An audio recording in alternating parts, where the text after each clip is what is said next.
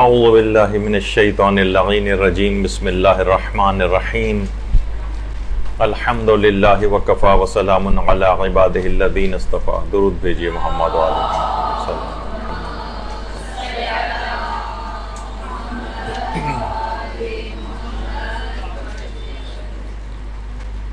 کیونکہ رمضان شروع ہو چکا ہے اور رمضان میں انتہائی اہم ترین چیز اپنے اس روزے کو بچانا ہے، جس کے لیے انتہائی محنت، تگ و دو، کوشش کے بعد فطرت سے لڑتے ہوئے، زندگی کے معمولات کو متاثر کرتے ہوئے ہمیں اس روزے کو مکمل کرنا ہے. تو آج 1-2 گھنٹے کی کلاس میں جتنی بھی تیز رفتاری کے ساتھ ہم ایک سرسری سا جائزہ، بہت کامن عام طور پر پیش آنے والے مسائل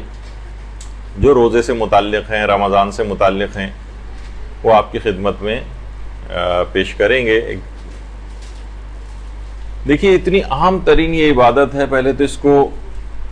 کہ ہمیں واقعتاً اس کا احساس نہیں، کیونکہ بہت سی روایات میں یہ بات آئی ہے کہ مردے جو ہیں وہ حسرت کرتے ہیں. حضرت رسول خدا صلی اللہ علیہ وآلہ وسلم ارشاد فرماتے ہیں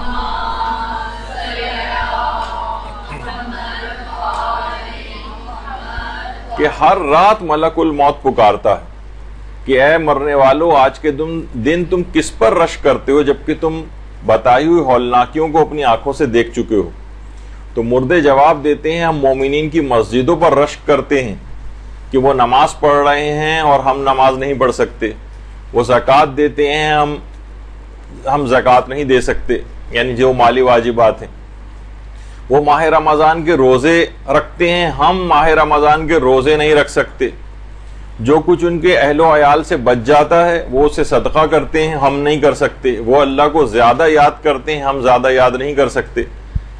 ہائے حسرت و افسوس اس چیز پر جو دار فانی میں ہم سے فوت ہوئی ہیں. تو اصلاً دیکھا جائے تو اس دنیا سے جانے کے بعد انسان کو احساس ہوگا کہ کتنی بڑی نعمت ہمارے پاس یہ رمضان تھا. اور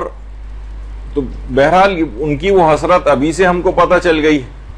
تو کیوں نہ اس رمضان کو بھرپور طریقے سے گزارا جائے اور جو رمضان کے روزے رکھے جا رہے ہوں ان کو مسائل شریعت کا علم حاصل کر کے بچایا جا سکے. ایسا نہ ہو کہ ایسی کچھ غلطیاں اس کے اندر ہو جائیں کہ جس سے رمضان کے روزے باطل ہو جائیں، فاسد ہو جائیں، یا ان کا ثواب بہت کم ہو جائے. اسی طرح سے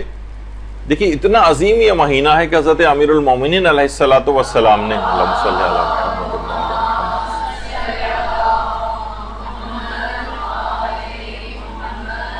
ماہ رمضان کے پہلے ہی دن مسجد کوفہ میں جو خطبہ ارشاد فرمایا تھا، اس میں اللہ کی حمد و ثنا اور پیغمبر کے اوپر صلوات کے بعد یہ بات فرمائی تھی کہ اے لوگو، یقیناً یہ مہینہ جسے اللہ نے دیگر مہینوں پر فضیلت دی، اسی طرح ہے جیسے ہم اہل بیت کی دیگر لوگوں پر فضیلت. اس قدر یہ عظیم مہینہ ہے. تو اس مہینے کی عظمت کا احساس کرتے ہوئے تبرکاً یہ 2 احادیث آپ کے سامنے پیش کر کے اب ہم مسائل فقہ کے اوپر آ جاتے ہیں. اور وہ بہت سے جلدی ایک ریویو ہے، اکثر مسائل آپ کو انشاءاللہ پتہ بھی ہوں گے، لیکن یہ کہ ایک یاد دہانی ہو جائے. سب سے پہلے ایک مسئلہ پیش آتا ہے روزے کی نیت کا مسئلہ. تو دیکھیے، لوگوں کے عام دماغوں میں کانسیپٹ ہے کہ روزے کی نیت کو زبان سے لوگ کہتے ہیں ہم نیت، اکثر یہ مسائل کے اندر بھی پوچھا جاتا ہے. کوئی نماز بتائیں، کہتے ہیں اس نماز کی نیت کیا ہوگی، فلاں کوئی عمل بتائیں اس کی نیت کیا ہوگی، فلاں غسل اس کی الگ سے نیت کیا ہوگی. یعنی اصلاً وہ نیت جو ہے وہ دل کے ارادے کا نام ہوتا ہے. زبان کے اوپر نمازوں کی نیت کا لانا بھی ضروری نہیں ہے، زبانوں کے اوپر روزے کی نیت کا لانا بھی ضروری نہیں. بس صرف ایک زیادہ سے زیادہ ایک نیت کا لانا زبان کے اوپر مستحب ہے، وہ ہے احرام کی نیت. جب انسان عمرہ یا حج کا احرام باندھتا ہے تو اس کی نیت کو زبان پر لے کر آئے. لیکن ادروائز جو نمازیں ہیں، روزے ہیں، دیگر عبادات ہیں، حتیٰ کہ آپ کا خود یہ مدرسے آنا بھی ایک لحاظ سے عبادت ہے، علم حاصل کرنے کے لیے نکلنا. تو آپ کب گھر سے نکلتی ہیں کہ میں مدرسے جا رہی ہوں مستحب قربتاً الی اللہ یا واجب قربتاً الی اللہ، اس طرح کی نیت تو نہیں کرتی. وہی دل کا قصد اور وہی دل کا ارادہ ہوتا ہے. حتیٰ کہ مسئلہ فقہ یہ ہے کہ ان الفاظ کا زبان کے اوپر دہرانا ضروری نہیں ہے، بلکہ دل میں گزارنا بھی ضروری نہیں ہے. یعنی اگر کوئی آپ سے پوچھے، اصلاً وہ نیت نہیں ہے. عام طور پہ آپ کہاں 3:30 بجے صبح کو اٹھ کر اور کوئی چیز کھاتی پیتی ہیں اور پورا اہتمام سے، تو الگ سے نیت کرنے کی کیا ہے؟ یہی تو نیت ہے، ورنہ آپ کیوں اٹھی ہوئی؟ کوئی پوچھے بھائی آپ یہ 3:30 بجے اٹھ کے کیوں یہ سب کچھ کھا پکا رہی ہیں، تو آپ یہی کہیں گے بھائی آج رمضان کا روزہ رکھنا ہے، بس یہی نیت. کوئی ہاں بالکل ہی ہکا بکا ہو جائے اور کہے کہ ارے پتہ نہیں میں کیوں اٹھی ہوئی تھی، اور اس کو کچھ پتہ ہی نہ چلے، تو پھر کہا جائے گا کہ ہاں اس کی تو کوئی نیت ہی نہیں. لیکن اصلاً یہ سب نیت اور یہ دل کا ارادہ ہوتا ہے. اور اس میں جو آپ اکثر ٹی وی کے اوپر بھی وَبِصَوْمِ غَدٍ نَوَيْتُ مِنْ شَهْرِ رمضان کی جو نیت آتی ہے، وہ ایک اس طور پر ہے کہ ایک تذکر ہو جائے، یا بہرحال ہماری فقہ کے اندر تو یہ ہے کہ اس کا نہ زبان پہ دہرانا ضروری ہے اور نہ ہی دل میں گزارنا ضروری ہے. ہاں اگر کوئی پوچھے آپ سے تو آپ کے دل کے نہا خانے سے نکل کر وہ نیت آپ کی زبان پر آ جائے، آپ کو بس اتنا ارادہ کرنا کافی ہوتا ہے. اچھا، روزہ مکمل اخلاص نیت کے ساتھ رکھا جائے گا، حتیٰ کہ جو اس کے محرمات ہیں، یعنی جو مبتلات ہیں، ان کو بھی اس نیت سے آپ بچیں کہ یہ اللہ نے منع کیا ہے. تو اس میں کوئی اور نیتیں شامل ہو جائیں، مثلا کوئی کہے کہ جناب یہ میرا وزن کسی طریقے سے کم ہو جائے، ڈائٹنگ بھی میری ہو جائے گی، اور یہ چیز مستقل ہو. یعنی اگر ڈائٹنگ کی نیت نہ ہو تو آپ روزہ نہیں رکھتی، وزن کم کرنے کی نیت نہ ہوتی تو آپ روزہ نہیں رکھتی، تو آپ کا روزہ باطل ہے. کیونکہ خالصتاً اللہ کے لیے روزے کو ہونا چاہیے. اس میں کوئی سی بھی اور نیت، حتیٰ کہ مثلا 99% جو ہے حکم خدا کی نیت ہے، 1% یہ ہے کہ نہیں میں میری ڈائٹنگ بھی ہو جائے، اور وہ اتنی مستقل نیت ہو کہ ان میں سے کوئی بھی ایک نیت کم ہو تو آپ روزہ نہ رکھتی، تو اس طرح کی نیت بھی باطل ہوتی ہے. ہاں البتہ ضمنی فائدہ آپ کو پتا ہے کہ ظاہر ہے جب روزے رکھیں گے انسان کی صحت بنے گی، وزن بھی اس کا کم ہوگا، بشرطے کہ سحر و افطار میں ذرا کم کھائے، تو وہ فائدہ بھی اس کو حاصل ہو سکتا ہے. اس طرح کی کوئی ضمنی فائدہ کی نیت ہو تو اس سے فرق نہیں پڑتا. لیکن روزہ مکمل طور پر خالصتاً پروردگار عالم کے لیے رکھنا چاہیے، خالص نیت ہو. اسی کو اخلاص نیت کہتے ہیں، اور خود روزے سے بھی الگ سے اخلاص پیدا ہوتا ہے. ایک تو آدمی خالص نیت کے ساتھ روزہ رکھے، پھر جتنا روزے رکھے گا اتنا ہی اس کے اندر اخلاص کی کیفیت پیدا ہوگی. اچھا، روزے کی نیت میں یہ بھی ضروری نہیں ہے. اکثر لوگ کہتے ہیں کہ آج میں نے غلطی سے آج 6واں روزہ تھا لیکن میں نے جو ہے نا 7ویں روزے کی نیت کر لی ہے، 5ویں روزے کی نیت کر لی. اس سے بھی فرق نہیں پڑتا.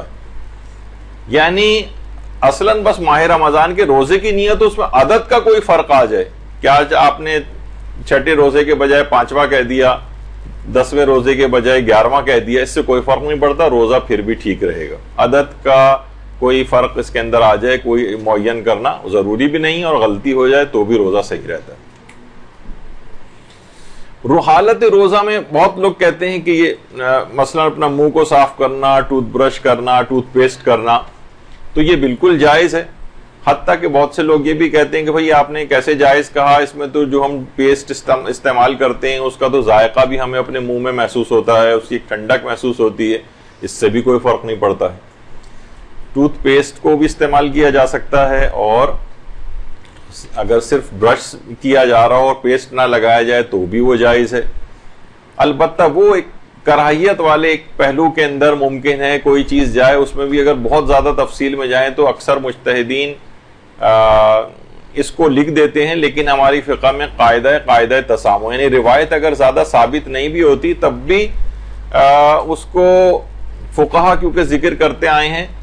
تو مجتہد بھی فقہا کے عنوان سے اس کو ذکر کر دیتے ہیں کہ مثلا تر لکڑی سے مسواک کرنا وہ مکروہات کے اندر شمار ہوتا ہے. یعنی لیکن اگر خشک ہے مثلا ٹوتھ برش، اور وہ اگر آپ اپنے منہ میں کریں اس سے فرق نہیں پڑتا ہے. بعد میں کلی کسی ضرورت کے تحت کی جائے تو وہ اس میں کراہیت نہیں ہے. بلا ضرورت کلی کرنے کا ایک مسئلہ بھی آگے چل کر بیان ہوگا. بس کوشش یہ کریں کہ جب بھی ٹوتھ پیسٹ وغیرہ کریں اس کو ظاہر انسان نکال کے پھینکتا ہی، اسے نگلتا تو نہیں ہے. البتہ اس کے بعد جب کلیاں کر کے آپ اس پیسٹ کو منہ سے صاف کرتی ہیں تو اس کے بعد مستحبات میں سے بھی ہے کہ 3 دفعہ انسان اپنے لعاب دہن کو باہر تھوک دے اور اس کے بعد تاکہ وہ منہ میں کوئی جو تراوٹ اس کے بعد رہ جاتی ہے وہ اتنی زیادہ اس طرح کی نہیں ہوتی کہ اس کو پانی پینا کہا جائے، اور اس سے بھی روزے پر کوئی فرق نہیں پڑتا ہے۔ تو بہرحال الگ سے بس یہ کوشش یہ کریں کہ ٹوتھ پیسٹ کے دوران ٹوتھ پیسٹ حلق میں نہ چلا جائے، کلیاں کرنے کے دوران وہ پانی حلق کے اندر نہ چلا جائے،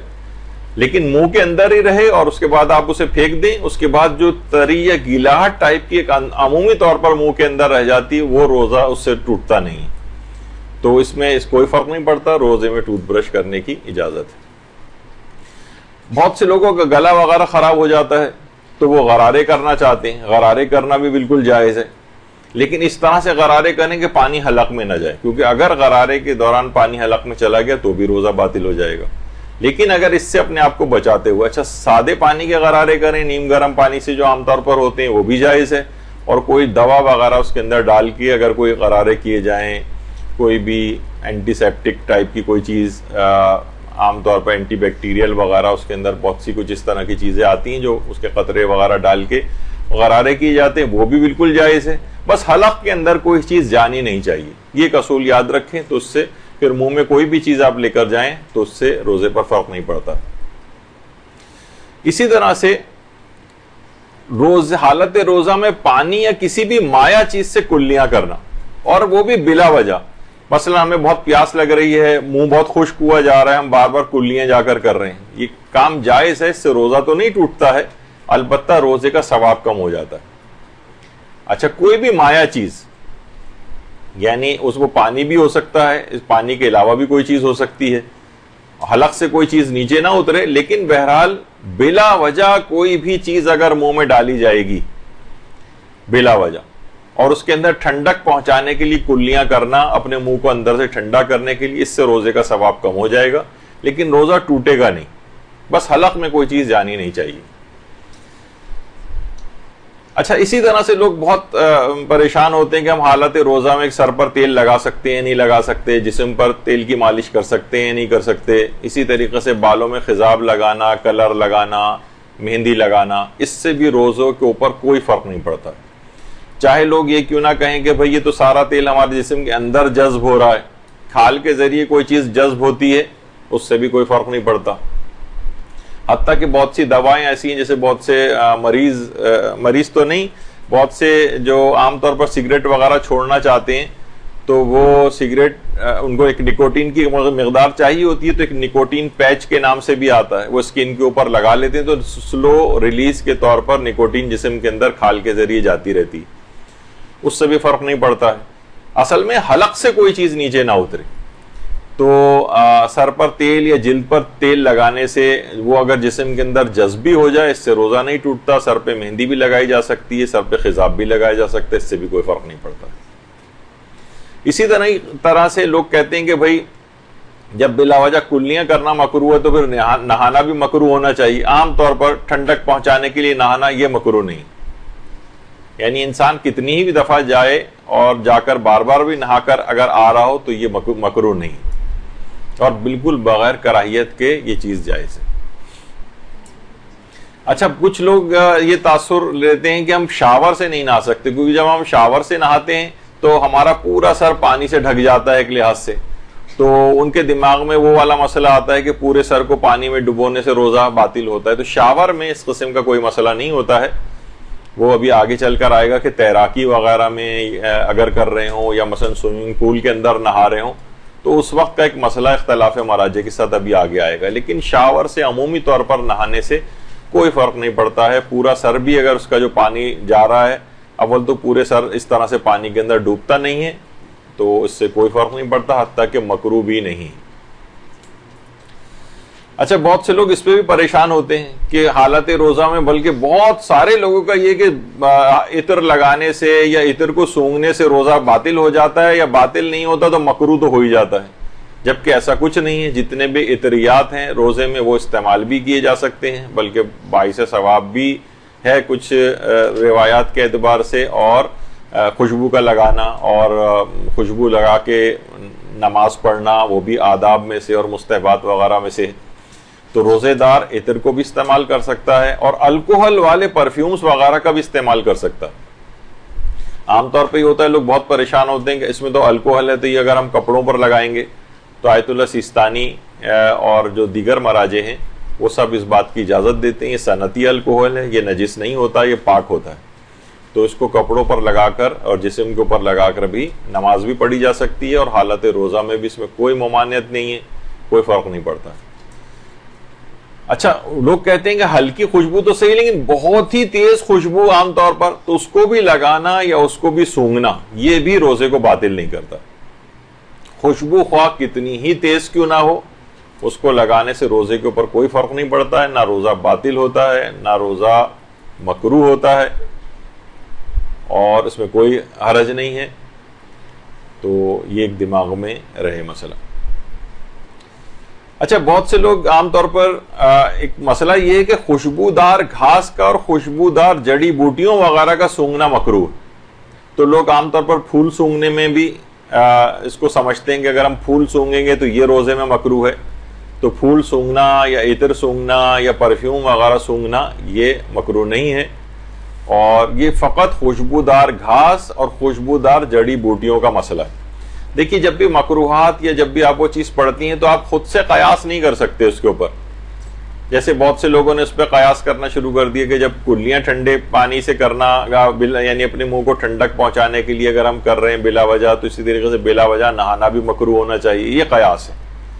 اسی طریقے سے خوشبودار گھاس اور جڑی بوٹیوں کا جو تذکرہ ہے تو فقط اسی کی حد تک یہ چیز رہے گی، اور دوسری خوشبودار چیزوں کے اوپر مسئلہ نہیں جائے گا۔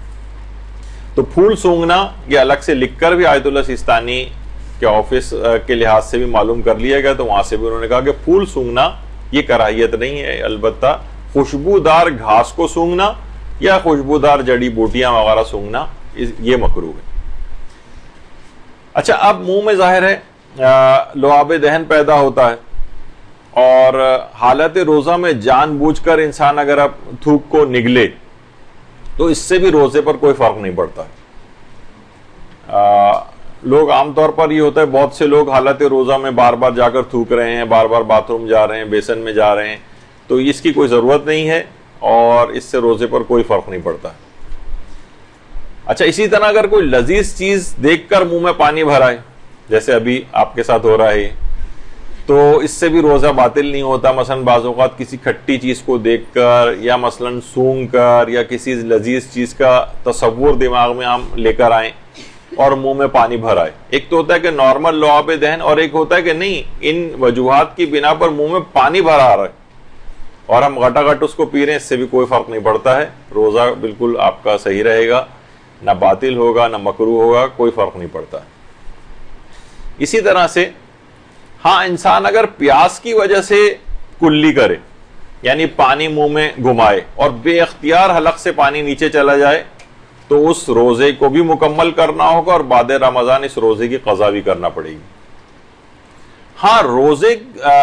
جب حالت روزہ میں جب آپ وضو کرتی ہیں اپنی نمازوں کے لیے، تو اس میں جو کلی کرتی ہیں، اس میں اگر بے اختیار پانی چلا جائے تو اس سے روزے پر فرق نہیں پڑتا۔ یہ اس وقت کی بات ہے جب آپ پیاس کی وجہ سے کلی کریں، یا منہ کو ٹھنڈک پہنچانے کے لیے کلیاں کر رہی ہیں آپ،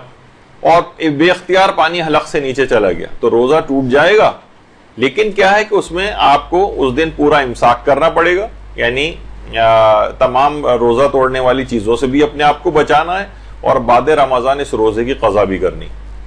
بہت احتیاط کے ساتھ اگر کوئی کلیاں کر رہا ہے تو پانی حلق میں جانا نہیں چاہیے۔ غلطی سے بھی اگر ایسا ہو گیا تو روزہ اس کو بھی مکمل کریں اور بعد رمضان قضا بھی کریں۔ ہاں، صرف وضو میں جو کلیاں کی جاتی ہیں اس سے فرق نہیں پڑتا ہے،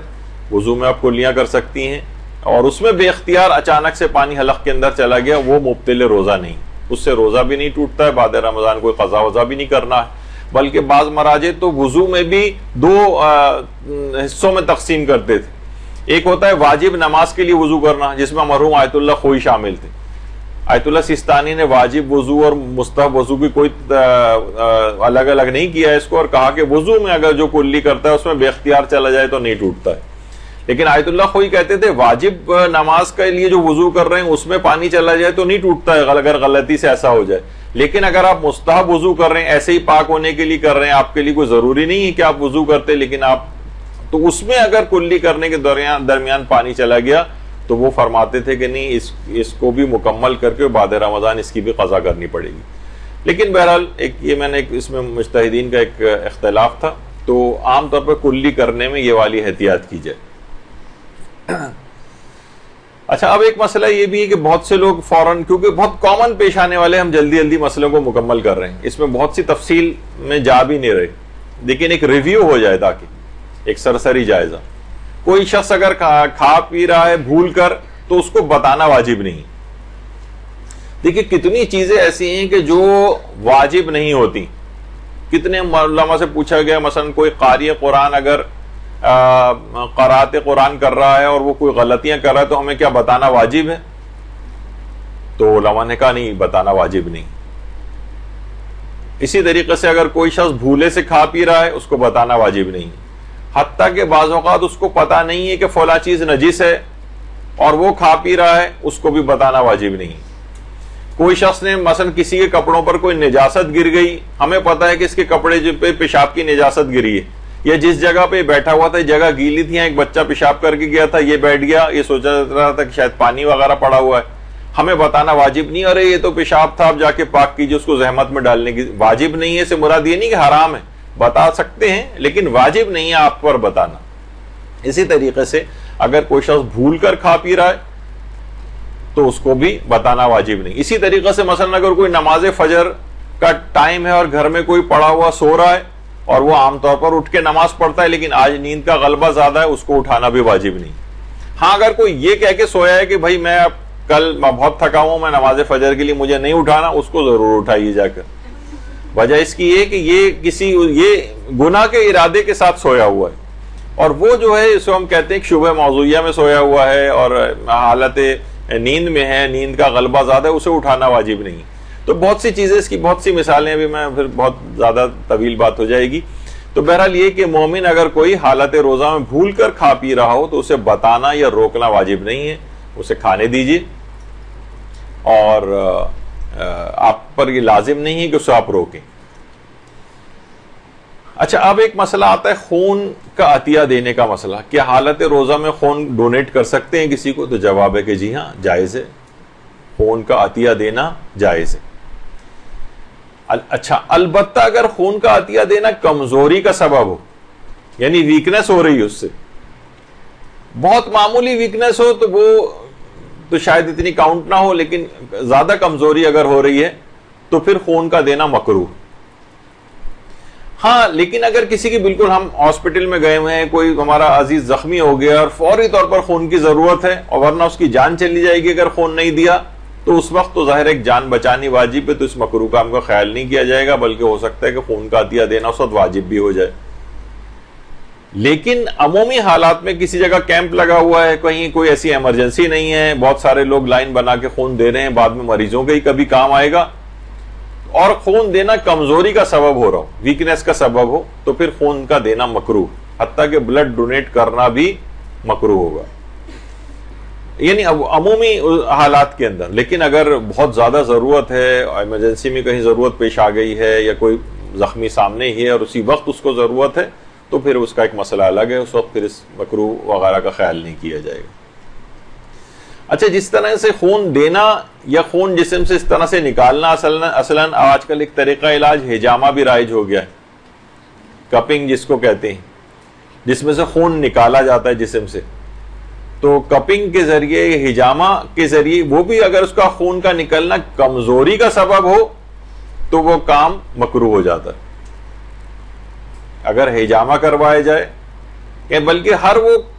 ہر وہ کام کرنا جس سے جسم سے خون نکلے. اچھا، اب ایک مسئلہ یہ ہے، وہ ہے حالت روزہ میں نزلہ کھانسی بھی ہوتا ہے اور جسم میں بلغم بھی پیدا ہو رہا ہوتا ہے حلق میں، تو اس کو نگلنے کا کیا مسئلہ ہے؟ دیکھیے عام طور پر تو یہ ہے کہ جیسے دماغ سے، جسے کہا جاتا ہے، ویسے تو دماغ میں کوئی نہیں ہوتا، لیکن جس طرح سے عام طور پر ایک کانسیپٹ ہوتا ہے کہ دماغ سے یا سینے کا بلغم ویسے ہی آدمی نگل لے اور وہ منہ کی فضا میں نہ آئے، تو سارے مجتہدین اس کو کہتے ہیں کہ یہ تو کام جائز. لیکن اصلاً اختلاف وہاں پر شروع ہوتا ہے مجتہدین میں جب وہ بلغم نکل کر منہ کی فضا میں آ جائے. منہ کی فضا میں. تو رہبر معظم آیت اللہ خامنئی اور آیت اللہ خوئی مرحوم کے نظریے میں اور زیادہ بلکہ مشہور نظریہ یہ ہے کہ احتیاط واجب کی بنا پر اس چیز کو نگلنا نہیں چاہیے، بلغم کو نگلنا نہیں چاہیے اگر وہ منہ کی فضا میں آ جائے. لیکن اگر وہ دماغ سے یا سینے سے براہ راست اس کو نگلا جا رہا ہے، وہ منہ کی فضا میں نہیں آ رہا، تو سب مراجع کہتے ہیں کہ اس سے روزے پر فرق نہیں پڑتا ہے. لیکن آیت اللہ سیستانی فرماتے ہیں اگر وہ منہ کی فضا میں بھی آ جائے تب بھی اس کو نگلنے سے فرق نہیں پڑتا ہے، البتہ افضل اور احتیاط یہی ہے کہ اسے نہ نگلا جائے. لیکن اگر کوئی نگل لے تو بہرحال روزے پر فرق نہیں پڑتا. تو کبھی اگر اس طرح سے ایسا ہو جائے اور انسان، یہ اکثر اس وقت پیش آتا تھا مسئلہ بہت زیادہ عمومی حالات میں، تو ظاہر ہے زیادہ تر مراجع آیت اللہ سیستانی کے علاوہ سب تقریباً منع کرتے ہیں. نماز جماعت میں اکثر لوگوں کے ساتھ ہم دیکھتے تھے کہ مثلا ظاہر ہے اب ان کے پاس رومال یا ٹیشو اب ایسا ہو گیا، وہ اس وقت اگر نگل لیں گے اور منہ کی فضا میں مثلا کھنکارنے میں بلغم آ گیا، اب وہ اسے اگر نگلتے ہیں مثلا تو روزہ باطل ہوتا ہے اور دوران جماعت چھوڑ کر بھی نہیں جا سکتے، نماز بھی مکمل کرنا ہے. تو اس وقت بڑی صورتحال ایسی ہو جاتی تھی. تو اس معاملے میں ان مجتہدین کے مقلدین بھی اگر مثلا آیت اللہ سیستانی کی طرف رجوع کر لیتے ہیں اور ان کے لیے وہ رجوع مسائل شریعت کے مطابق ہو، اس کی ایک الگ تفصیل ہے، تو بہرحال ان کا وہ روزہ اس کے باوجود بچ سکتا ہے. اگر وہ رجوع کر لیں اور نگل لیں اس بلغم کو تو اس سے فرق نہیں پڑے گا. اچھا، اسی طرح سے اسٹیم لینا ہے. بہت سے لوگوں کی ناک بند ہو جاتی ہے، نزلہ ہوتا ہے، یا مثلا فیشیل وغیرہ، کیونکہ ابھی جب عید کے قریب آئے گا مرحلہ تو اس وقت یہ ہوتا ہے کہ حالت روزہ میں خواتین فیشیل وغیرہ یہ سب لیں گی. تو جو بھاپ وغیرہ اٹھ رہی ہوتی ہے وہ سب ناک میں جاتی ہے، اس سے روزہ باطل نہیں ہوتا، اس سے روزہ باطل نہیں، کیونکہ یہ غبار لطیف کہلاتا ہے. یعنی یہ غبار کثیف یا غبار غلیظ جسے کہا جاتا ہے وہ نہیں ہے، غبار لطیف ہے. عام طور پر خواتین وہ بھی پوچھتی ہیں جب وہ کھانا پکا رہی ہوتی ہیں تو پتیلی وغیرہ میں سے ایک بھاپ سی نکل رہی ہوتی ہے، اس کے سامنے جھک کر ہی وہ دیکھ رہی ہوتی ہیں، تو وہ بھاپ بھی اکثر ان کے ناک میں چلی جاتی ہے، اور کبھی وہ کہتی ہیں کہ ہمیں حلق میں کھانے کا ذائقہ بھی محسوس ہوتا ہے. تو اس سے بھی روزے پر بہرحال فرق نہیں پڑتا ہے اور وہ بھی غبار کثیف کے اندر نہیں آتا. البتہ علماء کہتے ہیں اگر اس طرح کی کوئی بھاپ ہو، اتنی زیادہ بھاپ لی جا رہی ہو کہ وہ بھاپ پانی کے قطروں میں تبدیل ہو کر کنڈینس ہو کر آپ کے حلق پر گرے اور حلق سے پھر آپ ان قطروں کو نیچے اتاریں تو اس سے روزہ ٹوٹ سکتا ہے. تو عموماً لیکن عام طور پر جو عام نارمل اسٹیم وغیرہ لی جاتی ہے ناک کو کھولنے کے لیے یا فیشیل وغیرہ میں جو جا رہی ہوتی ہے، اس سے قطروں والی صورتحال عام طور پر نہیں ہوتی ہے، تو اس سے بھی لینے میں کوئی حرج نہیں ہے اور روزہ بالکل ٹھیک رہتا ہے، تب بھی ٹھیک ہے. اچھا، اسی طریقے سے بہت سے لوگ ذرا اور جن کے پاس سہولیات ہیں ساونا بات وغیرہ لیتے ہیں، اسٹیم بات لیتے ہیں، باقاعدہ ایک کمرہ ہے جس کے اندر وہ بیٹھ کے اور اسٹیم اتنی زیادہ مقدار میں اندر جا رہی ہوتی ہے، تو اس میں اگر اتنی زیادہ بھاپ ہو کہ قطرات کی صورت میں حلق سے وہ نیچے اتر رہا ہے پانی، تو اس سے روزہ باطل ہوتا ہے. لیکن اگر ایسا نہیں ہے تو ساونا بات اور اسٹیم بات لینا وہ بھی بالکل جائز ہے اگر اس تک بات نہ پہنچے قطرات کی صورت میں.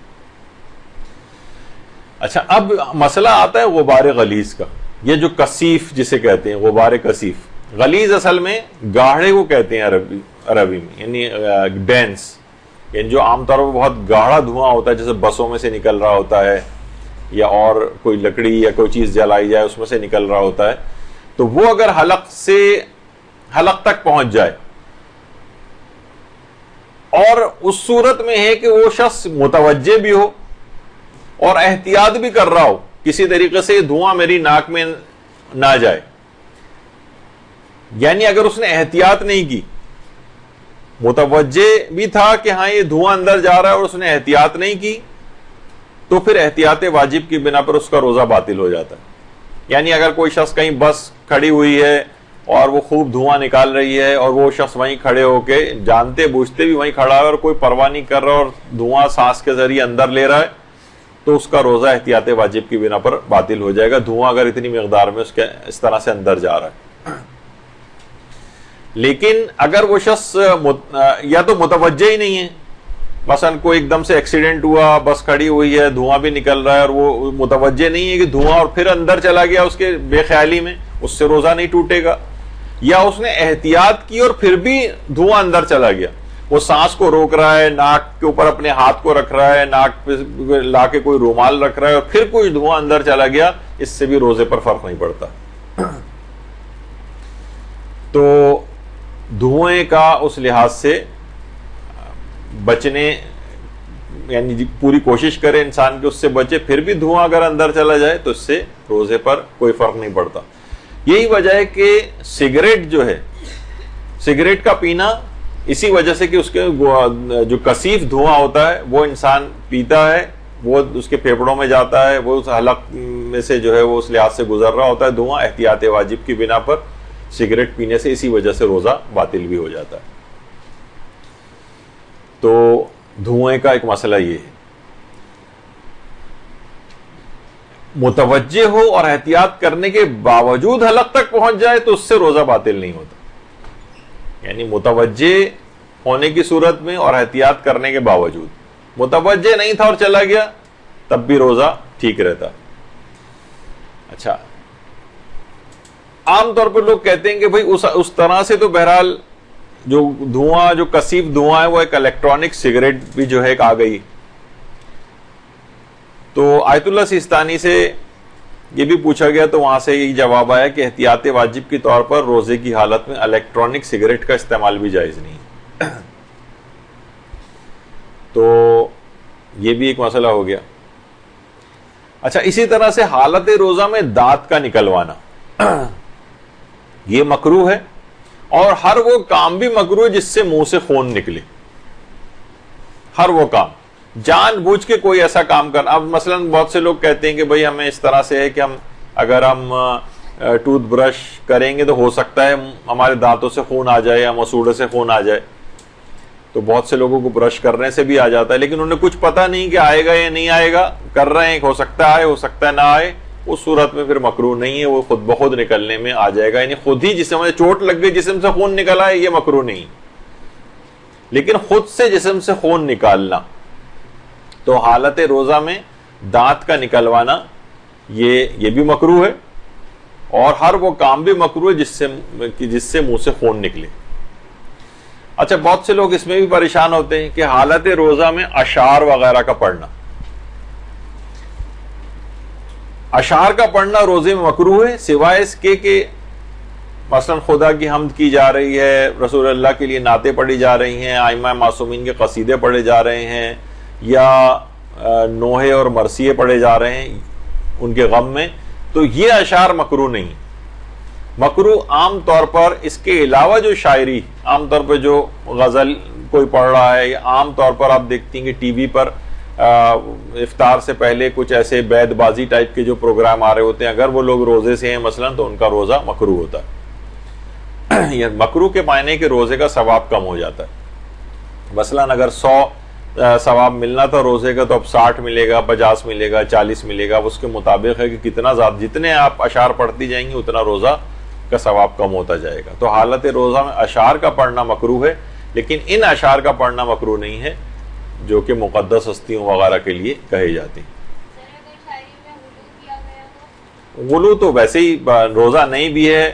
لیکن یہ بھی ایک چیز اور بھی میں بتا دوں کہ بہرحال بہت سی چیزیں فضائل کی بیان ہو رہی ہوتی ہیں، اور ہاں کوئی واقعتاً اس کے اندر خدا ان کو بنایا جا رہا ہو، کیونکہ شاعری کے اندر مبالغہ تو کچھ ہوتا ہے، ورنہ وہ شاعری کیا ہے؟ کہا جاتا ہے نا کہ بہترین شعر اسی کو کہا جاتا ہے، رہبر معظم اپنے ایک خطاب کے اندر بھی اس کو بیان کیا ہے کہ بہترین شعر اسی کو کہا جاتا ہے کہ جس کے اندر جھوٹ سب سے زیادہ ہو، تو مبالغہ اسی کو کہتے ہیں عام طور پر، ورنہ شاعری کے اندر تو بغیر مبالغے کی کوئی شاعری نہیں ہو سکتی۔ تو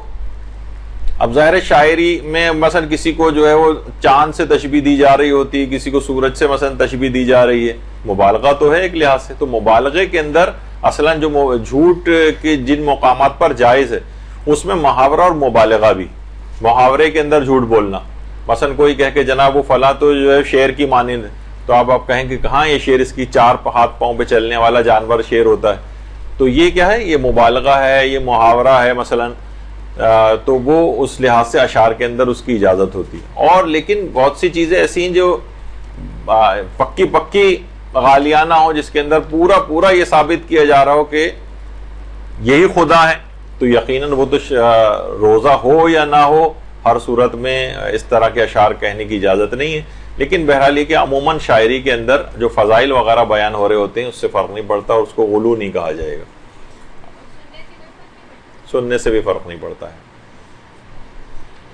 حالت روزہ میں آنکھوں میں سرما لگانا بھی جائز ہے، لیکن اس کا بو یا اس کا کوئی ذائقہ وغیرہ اگر حلق تک پہنچ رہا ہو تو پھر مکروہ ہوتا ہے. حالت روزہ میں سرما لگانا، اب پتہ نہیں خواتین سرمے کے علاوہ تو اور چیزیں سب لگاتی ہوں، آپ کو پتا ہوں گی، لیکن سرما لگانے کے متعلق، اچھا سرما اور کاجل یا مسکارے وغیرہ جو ہیں، یہ ایک سرمے کی الگ سے ایک استثناء بھی آئی ہے، لیکن اس کو جو دیگر اور چیزیں ہیں جیسے کاجل ہے یا مثلا مسکارا وغیرہ ٹائپ کی چیزیں ہیں جو جن کا مجھے بالکل بھی علم نہیں کہ کیا ہوتی ہیں، بس نام سنا ہوا ہے. تو بہرحال اگر کہیں اجازت ملتی ہے تو وہ سرمے کے لحاظ سے ملی، اور چیزوں کی اجازت نہیں. لیکن اگر سرما بھی جو اگر لگا رہے ہیں جس کی اجازت بھی ہے، اس میں فرماتے ہیں کہ اگر وہ حلق تک اس کا ذائقہ پہنچ رہا ہو یا اس کی کوئی خاص بو جو ہے وہ پہنچ رہی ہو تو پھر روزے کا ثواب کم ہو جاتا ہے. لیکن عام طور پر اب تو اتنی چیز رائج نہیں رہی ہے. اسی طرح سے حالت روزہ میں بلڈ ٹیسٹ وغیرہ کروانا، مختلف بیماریوں کے لیے جو ڈاکٹر عام طور پر خون ٹیسٹ وغیرہ لکھتے ہیں، جب ان کے لیے لیب جاتے ہیں تو اس سے خون نکلوانا جائز ہے، اس سے روزہ باطل نہیں ہوتا ہے. یعنی تمام بلڈ ٹیسٹ وغیرہ کروائے جا سکتے ہیں. البتہ خواتین کے لحاظ سے اس میں حجاب کی رعایت ہونی چاہیے کہ اچھا عام طور پر مثلا جیسے کوہنی کے جوڑ کے پاس سے آگے کا جو حصہ ہوتا ہے وہاں سے اگر خون نکالا جا رہا ہے تو خواتین پورا ہاتھ کھول کے اس کے سامنے رکھ دیتی ہیں. نہیں، اگر وہیں پہلے تو کوشش کریں، اگر جو ہاتھ ہے جو اس کی پشت ہے وہاں سے اگر خون نکالنا ممکن ہے تو وہاں سے نکلوا لیں، اس سے آپ کی بے پردگی نہیں ہوگی. یا پھر اگر وہ درمیانی حصہ ہے کوہنی کے جو دوسری طرف ہوتا ہے جہاں سے خون عام طور پر نکالا جاتا ہے، تو اس میں آپ کو جو سامنے کا حصہ ہے اس کے اوپر کوئی کپڑا دوپٹہ یا اس کو کور کرنا پڑے گا کہ فقط اتنا حصہ بس جتنا خون نکالنے کے لیے ضروری. یہ نہیں کہ اگر خون وہاں سے نکالنا ہے تو پورا ہاتھ اس کے سامنے کہ اب بھائی ضرورت ہے کیا کریں. نہیں، ضرورت خون نکالنے کی حد تک اس سے غیر ضروری جسم کو چھپانا پڑے گا جو اس وقت کھل رہا ہے. اور کوشش یہ کریں کہ اس کو اگر کوئی شخص اس طرح کا لاپرواہ ہے تو اس سے یہ بھی کہیں کہ وہ ہاتھ میں گلوز پہنے. ایک تو ویسے ہی حفظان صحت کے اصولوں کے مطابق اسے گلوز پہننے چاہیے، اس کے اپنے لیے بھی بہت ضروری ہے اور آپ کے لحاظ سے بھی ضروری ہے کہ شرعی پیمانوں پر، تاکہ وہ ہاتھ جسم کے اوپر نہ لگے. اور اگر دیکھیں کسی جگہ ایسی لیب ہے جہاں پر خواتین ہی خون بلڈ ڈرا کرنے والی ہیں تو آپ کو پرائیورٹی کے طور پر وہیں جانا چاہیے. تو بہرحال ہاں، اگر کوئی بہت شدید ضرورت ہے اور خون ٹیسٹ کروانے کی اور بہت دور دور تک کوئی اس طرح کی کوئی فیسلٹی نہیں ہے تو پھر جا سکتے ہیں، لیکن ان احتیاطوں کا خیال کرنا پڑے گا. اسی طرح سے حالت روزہ میں بہت سے مریض ڈائبٹک ہوتے ہیں، وہ انسولین وغیرہ لگاتے ہیں، تو انسولین کے انجیکشنز لگوانا وہ بھی بالکل جائز ہے. اور البتہ ایک مسئلہ اس کے اندر یہ ہوتا ہے کہ ہاں کی حد تک تو ہے جواز، لیکن عام طور پر جو انسولین لیتے ہیں ان لوگوں کے ساتھ ایک مسئلہ بلڈ شوگر زیادہ ہونے کے لحاظ سے تو ایک مسئلہ ہوتا ہی ہے، جس کے لیے بہرحال پھر انسولین وغیرہ لگائی جاتی ہے. لیکن بعض اوقات انسولین لگانے سے تو یہ کچھ کھانا پینا بھی بعض اوقات ضروری ہوتا ہے اس کے اندر، اور کبھی یہ ہوتا ہے کہ انسولین لگانے سے یا بلڈ شوگر ایک دم سے لو ہونے کا ایک مسئلہ ہوتا. تو اب اس کی تو تفصیل میں بھی فی الحال اتنا زیادہ نہیں جا سکتے، جو اتنے ان کے الگ سے مسئلے ہوتے ہیں کافی دقیق، ان کو خود کسی عالم دین کے پاس بیٹھ کر ان مسئلوں کو حل کرنا چاہیے. تو بہت سے ایسے مریض بھی ہوتے ہیں جو چاہتے ہیں کہ ہم روزہ بھی رکھ لیں، اور کبھی ان کی بلڈ شوگر ڈاؤن ہونے کا مسئلہ ہوتا ہے تو ایک کینولا لگا کر رکھتے ہیں تاکہ وہ گلوکوز کے اسی وقت انجیکشنز وغیرہ لگا کے اپنی شوگر کو بڑھا سکیں، کیونکہ لو شوگر زیادہ خطرناک ہوتی ہے بنسبت ہائی شوگر وغیرہ کے، اور آدمی ایک دم سے بے ہوش وغیرہ ہو جاتا ہے. تو بہرحال ان کے کچھ اپنے مسئلے ایسے ہیں، لیکن اصلاً یہ کہ انجیکشن انسولین کا لگانے سے روزے کے اوپر کوئی فرق نہیں پڑتا اور لگایا جا سکتا. اسی طرح سے حالت روزہ میں ڈینٹسٹ کے پاس جا کر اپنا علاج کروانا، تو اس سے بھی کوئی فرق نہیں پڑتا ہے، بالکل علاج کروا سکتے ہیں، دانتوں کی صفائی کروا سکتے ہیں. ظاہر ہے وہ منہ میں مستقل ایک لحاظ سے کچھ اسپرے بھی ہو رہا ہوتا ہے پانی کا، بس حلق سے کوئی چیز نیچے نہ اترے، جو خون وغیرہ نکلتا ہے وہ بھی حلق سے نیچے نہ اترے، اور ظاہر ہے کہ اس کو کچھ رنس کر کے پانی کو یا اس کو آپ منہ سے نکال بھی دیتے ہیں، اور خون وغیرہ بھی اگر منہ میں آ رہا ہوتا ہے تو اس کو بھی انسان تھوک دے، اور بس اس کے بعد وہ اتنا اگر معمولی، ابھی خیر خون کی بھی تھوڑی سی بات اور آئے گی، لیکن یہ کہ حالت روزہ میں ڈینٹسٹ کے پاس جا کر اپنا علاج کروانے کی اجازت ہے. بس کوشش یہ کریں کہ پانی یا خون میں سے کوئی چیز حلق سے یا کسی دوا کوئی حلق سے نیچے نہ اترے. بعض اوقات وہ سن کرنے کے لیے کچھ انجیکشنز وغیرہ بھی لگاتے ہیں، تو اس سے بھی کوئی فرق نہیں پڑتا ہے، علاج کروانے کے لیے جا سکتے ہیں. اچھا، بعض اوقات یہ ہوتا ہے کہ مسوڑوں سے کچھ خون نکلتا ہے اور ہماری بالکل توجہ نہیں رہی اور بے اختیار ہم نے اس کو نگل لیا، اس سے بھی روزے پر فرق نہیں پڑتا. لیکن کبھی یہ بھی ہوتا ہے کہ خون اتنا معمولی مقدار میں ہوتا ہے کہ وہ تھوک میں گھل مل کر ختم ہو جاتا ہے، اور پھر انسان اس کو نگل لے تو اس سے بھی روزے پر فرق نہیں پڑتا. مثلا اس نے خون کو تھوک دیا، لیکن پھر بھی ہلکا سا خون منہ میں آیا، لیکن اس طرح سے آیا کہ وہ تھوک میں گھل مل کے بالکل ختم ہو گیا. اب منہ کو اندر سے پانی سے پاک کرنا بھی اس لحاظ سے واجب نہیں ہوتا اگر اتنی معمولی مقدار، یعنی بس انسان اس کو تھوک دے تو منہ کو الگ سے پانی سے پاک کرنا بھی واجب نہیں اگر اتنی معمولی مقدار تھی اس خون کی کہ وہ گھل مل کر ختم ہو گئی اس میں. تو بہرحال اور اس کے بعد ظاہر ہے اس لعاب کو جو کہ اس میں ختم ہو چکا تھا خون، اب اس کو اگر وہ نگل رہا ہے اس سے بھی روزے پر فرق نہیں پڑتا ہے. اچھا، اسی طرح سے حالت روزہ میں اگر کسی کو کمزوری ہو جائے، دوا کی جو ڈرپس ہوتی ہیں وہ تو سب لگوانے کی اجازت ہے. البتہ غذائی کمی کو دور کرنے کے لیے، طاقت وغیرہ کے لیے اگر کوئی شخص ڈرپ لگوائے تو آیت اللہ خوئی اور آیت اللہ سیستانی کے فتوے میں جائز ہے، لیکن امام خمینی اور رہبر معظم فرماتے تھے کہ احتیاط واجب کی بنا پر طاقت والی جو چیزیں ہیں جو غذائی کمی کو دور کرنے کے لیے انہیں روزے کی حالت میں نہ لگوائے جائے. جیسے طاقت کے مثلا کوئی انجیکشنز لگوائے اگر، تو آغا سیستانی کہتے ہیں جائز، لیکن آغا رہبر یا امام خمینی وغیرہ وہ کہتے تھے کہ احتیاط واجب کی بنا پر اس سے اجتناب کرنا چاہیے. تو وہ اگر آیت اللہ خامنئی کے مقلدین آیت اللہ سیستانی کی طرف اس مسئلے میں رجوع کر لیں تو وہ بھی ڈرپ وغیرہ لگوا سکتے ہیں، گلوکوز کی بھی لگوا سکتے ہیں، یا کوئی اور اس طرح سے غذائی کمی کو دور کرنے کے لیے جو ہوتی ہیں، یا طاقت کے انجیکشنز بھی. تو جیسے طاقت کے جو انجیکشن ہے وہی والا مسئلہ، چاہے وہ ڈرپ ہو یا طاقت کے انجیکشنز ہوں، آغا سیستانی اس کو جائز قرار دیتے ہیں اور رہبر معظم اس کو احتیاط واجب کی بنا پر جائز نہیں کہتے، اور رجوع کی گنجائش اس کے اندر بھی موجود ہے. اچھا، اب آ جائیے آنکھوں میں دوا ڈالنے کا مسئلہ. آنکھوں میں دوا ڈالنا بھی بالکل جائز ہے، چاہے اس کا ذائقہ آپ کو حلق میں محسوس ہی کیوں نہ ہو. آنکھ میں دوا ڈالنے کی بالکل اجازت ہے، کان میں دوا ڈالنے کی بھی بالکل اجازت ہے. اچھا، ناک میں اگر کوئی دوا ڈال رہے ہیں تو ناک میں اگر کوئی دوا ڈالی جا رہی، ناک بند ہے اور قطروں کی صورت میں ڈال رہے ہیں تو قطرے تو ایک دم سے پھسل کے آپ کے حلق کے اندر جاتے ہیں، تو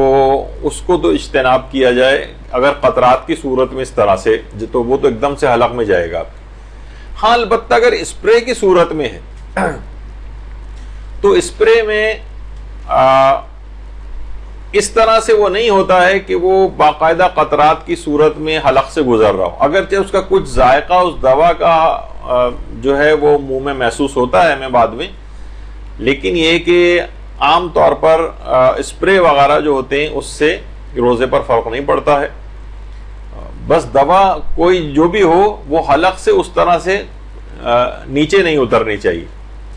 چاہے منہ میں ذائقہ محسوس ہو. جیسے ابھی بات ہوئی تھی کہ ہم نے سب چیز منہ سے نکال کر پھینک دیے ٹوتھ پیسٹ، لیکن پھر بھی ٹوتھ پیسٹ کا ایک ذائقہ منہ میں محسوس ہوتا ہے، بعد تک محسوس ہوتا رہتا ہے وہ، تو اس سے فرق نہیں پڑتا ہے. تو فقط ذائقے کا محسوس ہونا فرق نہیں ڈالتا ہے، بس معیار یہ ہے کہ کوئی چیز حلق سے نیچے نہیں اترنی چاہیے. تو قطرات کی صورت میں ناک میں جیسے عام طور پر لیٹ کے جو قطرات ڈالے جاتے ہیں وہ ایک دم سے آپ کو خود ہی محسوس ہوگا گلے میں میرے قطرہ گیا ہے، حلق سے گزر گیا ہے. لیکن اسپرے بھی اگر لیٹ کے کریں گے تو ایک دم سے وہ قطرات کی صورت میں جائے گا، لیکن اپرائٹ ایک پوزیشن میں بیٹھ کر اور پھر جو اسپرے کیا جاتا ہے عام طور پر نہیں دیکھا گیا ہے کہ وہ قطرات کی صورت میں حلق سے نیچے اترے تو جائز ہے اس کا بھی. تو نہیں اس سے کوئی فرق نہیں پڑتا. ہاں آنکھ کا ایک تھوڑا سا جو پیسیج اور جو طریقہ کار ہے چیزوں کا وہ الگ ہے, اور حلق میں قطرات کی صورت ناک سے فوراً حلق میں اس طرح سے آپ خود کبھی پریکٹس بھی کر کے دیکھ سکتی ہیں. اس میں تو صرف ذائقہ محسوس ہو رہا ہے, لیکن باقاعدہ اس کے اندر یہ ہوتا ہے کہ یہ جی ہاں الگ سے ہوتا ہے. تو یہ ایک مسئلہ ہوا. اچھا اسی طرح سے روزے میں ظاہر ہے سحری بہت زوردار قسم کی ہم نے کی ہوئی تھی تو روزے میں ڈکار وغیرہ بھی آ سکتی ہے, تو جان بوجھ کے بھی روزے میں ڈکار لی جا سکتی ہے. البتہ اگر کوئی چیز منہ میں آ جائے غذا کے طور پر تو اسے جان بوجھ کر نگلنے کی اجازت نہیں. جان بوجھ کے اگر آپ نے اس کو نگل لیا, ہاں بے اختیار ڈکار آئی اور بے اختیار وہ واپس چلی گئی اندر, جو بھی غذا منہ میں آئی تھی وہ واپس حلق سے اتر گئی, تو اس سے بھی روزے پر فرق نہیں پڑتا ہے. ہاں جان بوجھ کر اسے نہیں نگلنا چاہیے, یہ ایک مسئلہ ہے. اچھا اگر روزے دار ڈکار لے اور کھائی ہوئی غذا میں سے کچھ اس کے منہ میں آ جائے تو ضروری ہے کہ اسے تھوک دے. جان بوجھ کر نکلے گا تو روزہ باطل ہے, اور وہ ضروری ہے اس کی قضا بھی کرے گا اور کفارہ بھی دے گا. جان بوجھ کے ایسے ہی جیسے آپ نے باہر سے کوئی چیز کھا لی, تو غذائی مواد کوئی بھی اگر نکل کے منہ میں اس طرح سے آیا تو جان بوجھ کر اسے نہیں نکل سکتے, اسے نکالنا ہی پڑے گا, باہر تھوکنا پڑے گا, ورنہ اگر جان بوجھ کر نکلا تو قضا اور کفارہ دونوں واجب ہو جائیں گے. اسی طریقے سے خواتین کے لحاظ سے کہ لپسٹک وغیرہ لگانا, تو اگر کوئی بیرونی رطوبت یا کوئی چیز حلق سے نیچے نہیں اتر رہی ہے, مثلا ہونٹوں پہ انہوں نے اپنے زبان پھیری اور اس کے جو ذرات یا لپسٹک کس طرح کی کوئی چیز ہے وہ بالکل حلق سے نیچے اتر رہی ہے, وہ ایک اس میں مسئلہ ہو سکتا ہے. لیکن عام طور پر صرف بیرونی حصے پہ ظاہر ہے کوئی چیز لگائی ہوئی ہے, یا یہ کہ اگر وہ منہ میں جا بھی رہی ہے بالفرض تو اتنی نہیں ہے, وہ یعنی جسے کہا جائے گھل مل کر ختم ہو جائے گی, وہ حلق سے اس طرح سے کوئی چیز اتر نہیں رہی ہے نیچے, تو حالت روزہ میں لپسٹک بھی لگائی جا سکتی ہے. البتہ وہ اس کا احتیاط کرنی پڑے گی کہ نامحرم کے سامنے حجاب کی مخالفت والا جو مسئلہ ہے وہ درپیش نہ ہو, کیونکہ نامحرم کے سامنے زینت کر کے جانا, لپسٹک لگا کے جانا یہ جائز نہیں, ورنہ پھر وہ ہوگا آپ کہیں بھائی ہم نے تو اپنے لیے لگائی ہوئی ہے کہ ہم اچھے لگیں, اس سے فرق نہیں پڑتا. ورنہ پھر وہ مولانا شہریار عابدی کا اکثر میں پیش کرتا ہوں, وہ کہتے تھے جب ہم ایران میں تھے ایک عورت لپسٹک لگا کے جا رہی تھی تو ایک شخص وہاں سے گیا, اس کے پاس جا کے کہنے لگا اس کا یہ رنگ مجھے پسند نہیں, آئندہ سے دوسرا تبدیل کر کے لگانا. تو وہ ناراض ہو گئی, بھائی تم کون ہوتے ہو؟ اس نے کہا کہ ورنہ کیوں لگائی ہے, کہ باہر نکل رہی ہو لگا کے تو ہم لوگوں کو دیکھنے کے لیے لگائی ہے نا, تو ہماری پسند ناپسند کا بھی خیال کرو پھر. تو بہرحال ایک لحاظ سے امر بالمعروف کا اس کا ایک انداز تھا, تو نامحرم کو دکھانے کے لحاظ سے یہ چیز نہیں ہونی چاہیے. اور ویسے اپنے لیے اپنے محرم لوگوں کے لیے گھر میں ویسے ہی زینت کے لیے لگائی ہوئی تو اس میں حرج نہیں ہے. روزے پر کم سے کم کوئی فرق نہیں پڑتا, حتیٰ کہ گناہ کرتے ہوئے بھی اگر لگا رہی ہے وہ اور میک اپ کر کے باہر نکل رہی ہے تو روزہ باطل تو نہیں ہوگا اس سے, البتہ روزے کا ثواب اس گناہ کے باعث ختم ہو جائے گا یا بہت کم ہو جائے گا. اچھا اسی طرح سے ہونٹوں کو خشکی سے بچانے کے لیے لپ بام یا لپ گلوس وغیرہ جو استعمال کی جاتی ہے تو اس کو بھی استعمال کرنا جائز ہے, بس یہ ہے کہ وہ منہ کی تری سے مخلوط ہو کر حلق سے اس طرح سے نیچے نہ اترے, جیسے اب جو ہم نے ابھی ذکر کیا. آپ نے دیکھا کہ تقریباً ہر اس کے اندر یہ والی بات آ رہی ہے کہ حلق سے مواد کا نیچے اترنا, یہ اس کے اندر ایک معیار ہے. اگر ایسا نہیں ہے تو اس طرح کی تمام چیزیں لگانے کی بھی اجازت ہے.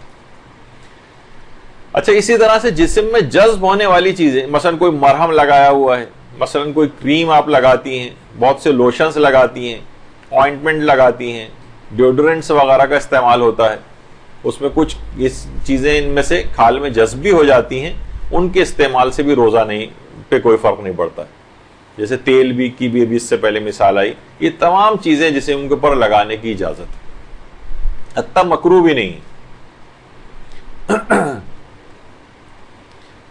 اچھا اسی طرح سے منہ کی ایک ظاہر ہے کہ جو اللہ کو تو بہت پسند ہے, لیکن بہرحال روزے دار کے لحاظ سے جو ایک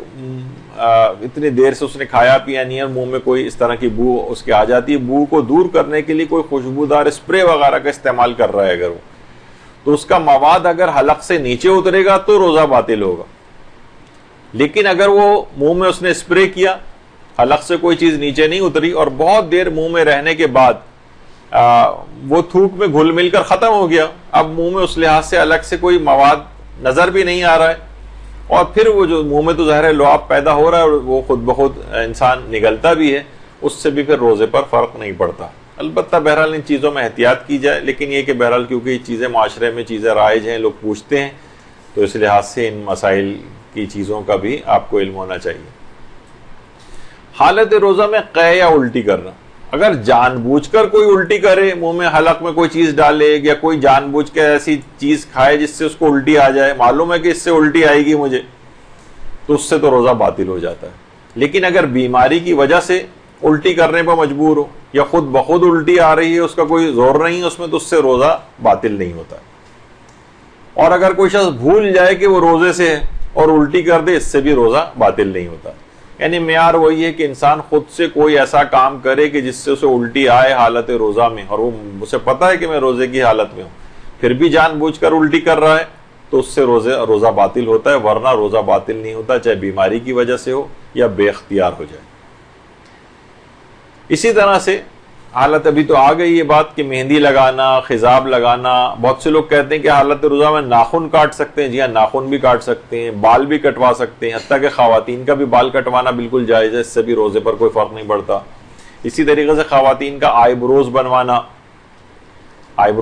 اگر دو اینک والے جن کی طرح سے دونوں آئی بروز ملی میں بیچ میں سے مثلا آپ اس کو وہ کروا رہی ہیں، وہ بھی بالکل جائز ہے. تو بہرحال بال کٹوانا، ناخن کٹوانا، اس کی بھی بالکل اجازت ہے، اس کی بھی اجازت ہے، شیو کرنے کی بھی اجازت ہے. البتہ مرد حضرات داڑھی شیو نہیں کر سکتے، لیکن جسم کے اور غیر ضروری بال شیو کرنا، اس سے بھی روزے پر کوئی فرق نہیں پڑتا. اچھا، اب ایک خواتین کے ساتھ ایک مسئلہ ہے کہ ماہانہ عادت ان کو دوران روزہ اگر شروع ہو گئی تو خواہ افطار سے چند منٹ پہلے کیوں نہ ہو، 1 منٹ پہلے کیوں نہ ہو، ان کا روزہ باطل ہو جائے گا. اچھا، دن میں کسی وقت ایسا ہو جائے، بہت سی خواتین یہ کرتی ہیں کہ جناب وہ سوچتی ہیں کہ نہیں اب روزہ تو ہمارا باطل، یعنی اس کے بعد ان کو کھانے پینے کی بھی اجازت ہے، البتہ رمضان کا احترام وغیرہ کرتے ہوئے وہ کھا پی بھی سکتی. تو اور اس روزے کو افطار تک مکمل کرنا ضروری نہیں، قضا تو ظاہر ہے اس روزے کی کرنا ہی ہے، اور اس میں فرق نہیں پڑتا کس ٹائم پر ایسا ہوا ہے، نہ اس میں ظہر سے پہلے کی کوئی شرط ہے، نہ ظہر کے بعد کی کوئی شرط ہے. جیسے ہی ماہانہ عادت شروع ہو جائے اسی وقت روزہ باطل ہو جاتا ہے، اور روزہ باطل جیسے ہی ہوا اس کے اگلے منٹ بعد ہی کھا پی سکتی، اس کو روزے کو مکمل کرنا یہ ضروری نہیں ہوتا. تو ایک مسئلہ اس کے اندر یہ ہوا. اچھا، لیکن پھر بھی اگر وہ چاہے کہ میں منافی روزہ کاموں سے اپنے آپ کو بچاؤں، وہ نہیں کھا پی رہی ہے، تو بھی امید ہے کہ انشاءاللہ اس کو ثواب ملے گا اپنے آپ کو اگر اس سے وہ بچا رہی ہے. لیکن بہرحال کھانے پینے کی اجازت اس کو مل گئی. آغا سیستانی سے بھی باقاعدہ پوچھا گیا تو انہوں نے یہی کہا کہ ثواب دینا ظاہر ہے تو اللہ کے ہاتھ میں ہے، اور ایک چیز بہتر بھی شمار کی گئی ہے ابھی آگے بھی چل کر، ایک روزہ تعدیب کے نام سے آتا ہے. اس میں کچھ افراد ہیں کہ جن پر روزہ واجب نہیں ہوتا بلکہ روزہ رکھ ہی نہیں سکتے، لیکن پھر بھی انہیں منافی روزہ کاموں سے اپنے آپ کو بچانا ہوتا ہے. اس میں ایک یہ والی عورت بھی ہے، ابھی آگے چل کر اس کا بھی ذکر آئے گا. تو بہرحال اگر ایسا کبھی ہو جائے تو اس کو کھانے پینے کی مکمل اجازت ہے، لیکن بہتر ہے کہ وہ اپنے آپ کو ان کاموں سے بچا لے. البتہ یہ تھا ماہانہ عادت جسے حیض کہا جاتا ہے، لیکن استحاضے کی جو الگ سے اقسام ہیں، ان کی تینوں اقسام میں آیت اللہ سیستانی کے نزدیک اس کو روزہ وہ رکھ سکتی، بلکہ روزہ رکھنا واجب ہے. حالت استحاضہ میں تو وہ خانہ کعبہ بھی جا سکتی ہے، طواف بھی کر سکتی ہے، نمازیں بھی پڑھے اس کے اوپر واجب رہتی ہیں، روزے بھی اس کے اوپر واجب رہتے ہیں. یعنی استحاضے کی تینوں اقسام، چاہے وہ قلیلہ ہو، متوسطہ ہو یا کثیرہ ہو، ابھی ہم اس کے احکام میں نہیں جا رہے، لیکن بہرحال آغا سیستانی کے نزدیک حتیٰ کہ ان سے غسل کے اعتبار سے بھی کوئی اس کے اندر مسئلہ نہیں. کچھ علماء نے استحاضہ متوسطہ کے حوالے سے جو ہے وہ کچھ بات کہا کہ اگر نماز عشاء کے حوالے سے کچھ اس میں ابھی میں زیادہ تفصیل میں اس میں نہیں جا رہا. پہلا بس صرف یہ اس کی حد تک رکھیں کہ حیض میں تو روزہ باطل ہو جائے گا لیکن استحاضہ میں باطل نہیں ہوتا. اس کی تینوں اقسام میں چاہے کثیرہ ہی کیوں نہ ہو تب بھی روزہ کو رکھا جائے گا. اچھا, اب ایک مسئلہ یہ ہوتا ہے کہ کیا خواتین روزے پورے کرنے کے لیے ایسی ادویات استعمال کر سکتی ہیں؟ تو جی ہاں, ایسی ادویات استعمال کر سکتی ہیں جس سے وہ روزے پورے ہو جائیں, ماہانہ عادت ان کو نہ ہو. اور کئی دفعہ یہ بات بیان بھی ہو چکی ہے اس سے پہلے بھی کہ بہرحال اس میں جو مسائل ہوتے ہیں عام طور پر, اچھا کچھ خواتین ہیں جن کو یہ مسئلے نہیں ہوتے, وہ دوائیں استعمال کرتی ہیں اور ماہانہ عادت رک جاتی ہے, اپنے روزے مکمل کر لیتی ہیں, یا مثلا عمرے پر جا رہی ہیں, زیارات پر جا رہی ہیں, وہاں یا حج پر جا رہی ہیں. لیکن عموماً حج میں خاص طور پر یہ دیکھنے میں آتا ہے کہ وہ کچھ ایسی ایب نارمل ان کو بلیڈنگس وغیرہ شروع ہو جاتی ہیں کہ وہ بہت کنفیوز ہو جاتی ہیں. ان کے لیے بہت پریشان کن مرحلہ ہوتا ہے, اسے کیا سمجھیں. تو بہتر تو یہ کہ جب اللہ نے بہرحال ان ایام میں آپ پہ معاف رکھا ہے تو الگ سے کوششیں کر کے اپنے آپ کو مزید زحمت میں جو ہے وہ انسان نہ ڈالے. لیکن بہرحال شرعی طور پر اجازت ہے ایسا کرنے کی, ایسی ادویات استعمال کر سکتے ہیں. ہاں البتہ یہ ہے کہ مثلا اگر ماہ رمضان میں عورت فجر سے پہلے اپنی ماہانہ عادت سے پاک ہو جائے لیکن پھر بھی وہ جان بوجھ کر غسل نہ کرے. اب گھریلو صورتحال کچھ ایسی ہے, کچھ شرم و حیا کے کچھ معاملات ایسے ہیں, یا سستی اور لاپرواہی ہو رہی ہے. اب تو خیر گرمیاں ہیں لیکن بعض اوقات سردیوں کا یا ایسی جگہ پہ رہ رہے ہیں جہاں سردی اور ٹھنڈک کا مسئلہ ہے. بہرحال جان بوجھ کے اگر وہ غسل نہ کرے تو اس پر قضا اور کفارہ دونوں واجب ہو جائیں گے. عام طور پر اپنے روزے کو بچانے کے لیے اور قضا اور کفارہ واجب نہ ہو جائے, کیونکہ دیکھیے آج کل کفارے بھی ادا کرنا اتنا آسان چیز نہیں. مثلا قضا تو ایک بعد میں رکھنا ہی ہے, اور کفارہ کیا ہے, ایک روزے کے بدلے 60 مسکینوں کو کھانا کھلانا. تو تقریباً 4,000 روپے صرف ایک کھانے کا ہی ہو سکتا ہے کہ اس کا وہ بن جائے. تو بہرحال اور اگر پورے مہینے اس طرح سے بعض اوقات ایک سال کا بھی تو 1 لاکھ روپے تک کے قریب جو ہے بعض اوقات اس کا خرچ ہو جاتا ہے. تو بہرحال یعنی مالی خرچ الگ ہے, اور اللہ کی بارگاہ میں بہرحال اتنا اہم کہ اس نے روزے کو اپنے ضائع کر دیا, جان بوجھ کے نہیں کیا یا کسی بھی وجہ سے اس طرح سے شرم آیا یا جس کو اسلام کنسیڈر نہیں کرتا اس وجہ کو, تو اس کو قضا اور کفارہ دونوں واجب ہو جائیں گے. تو عام طور پر جن پر اس طرح سے غسل واجب ہوتے ہیں اور وہ انجام نہیں دے پا رہے ہیں انہی کچھ وجوہات کی بنا پر, ان کے لیے پھر ایک حل یہ ہے کہ وہ بالکل آخر وقت میں جس میں غسل کرنا ممکن ہی نہ ہو.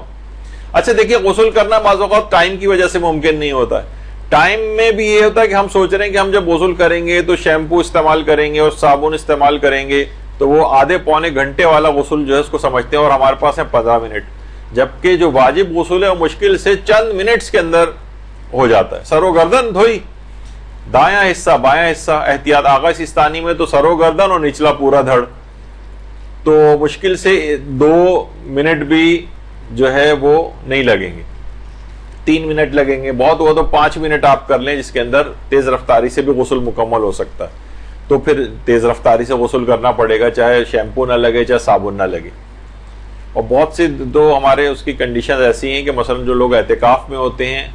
اور وہ غسل کرنے جائیں اور غیر ضروری صابن شیمپو اور اس طرح کی چیزوں میں اگر وہاں لگائیں تو ان کا اعتکاف بھی باطل ہو جاتا ہے. خیر وہ ایک الگ مسئلہ ہے. تو یہ کیا کریں کہ پھر یہ کریں کہ اگر واقعتاً اتنا کم ٹائم ہو, یعنی کہ جس میں غسل کرنا پاسبل ہی نہیں ہو, مثلا اب صرف 2 منٹ رہ گئے, 2 منٹ میں کیسے اب جائیں گے اور وہ ٹائم ختم ہو جائے گا, تو بالکل آخر وقت میں تیمم کریں.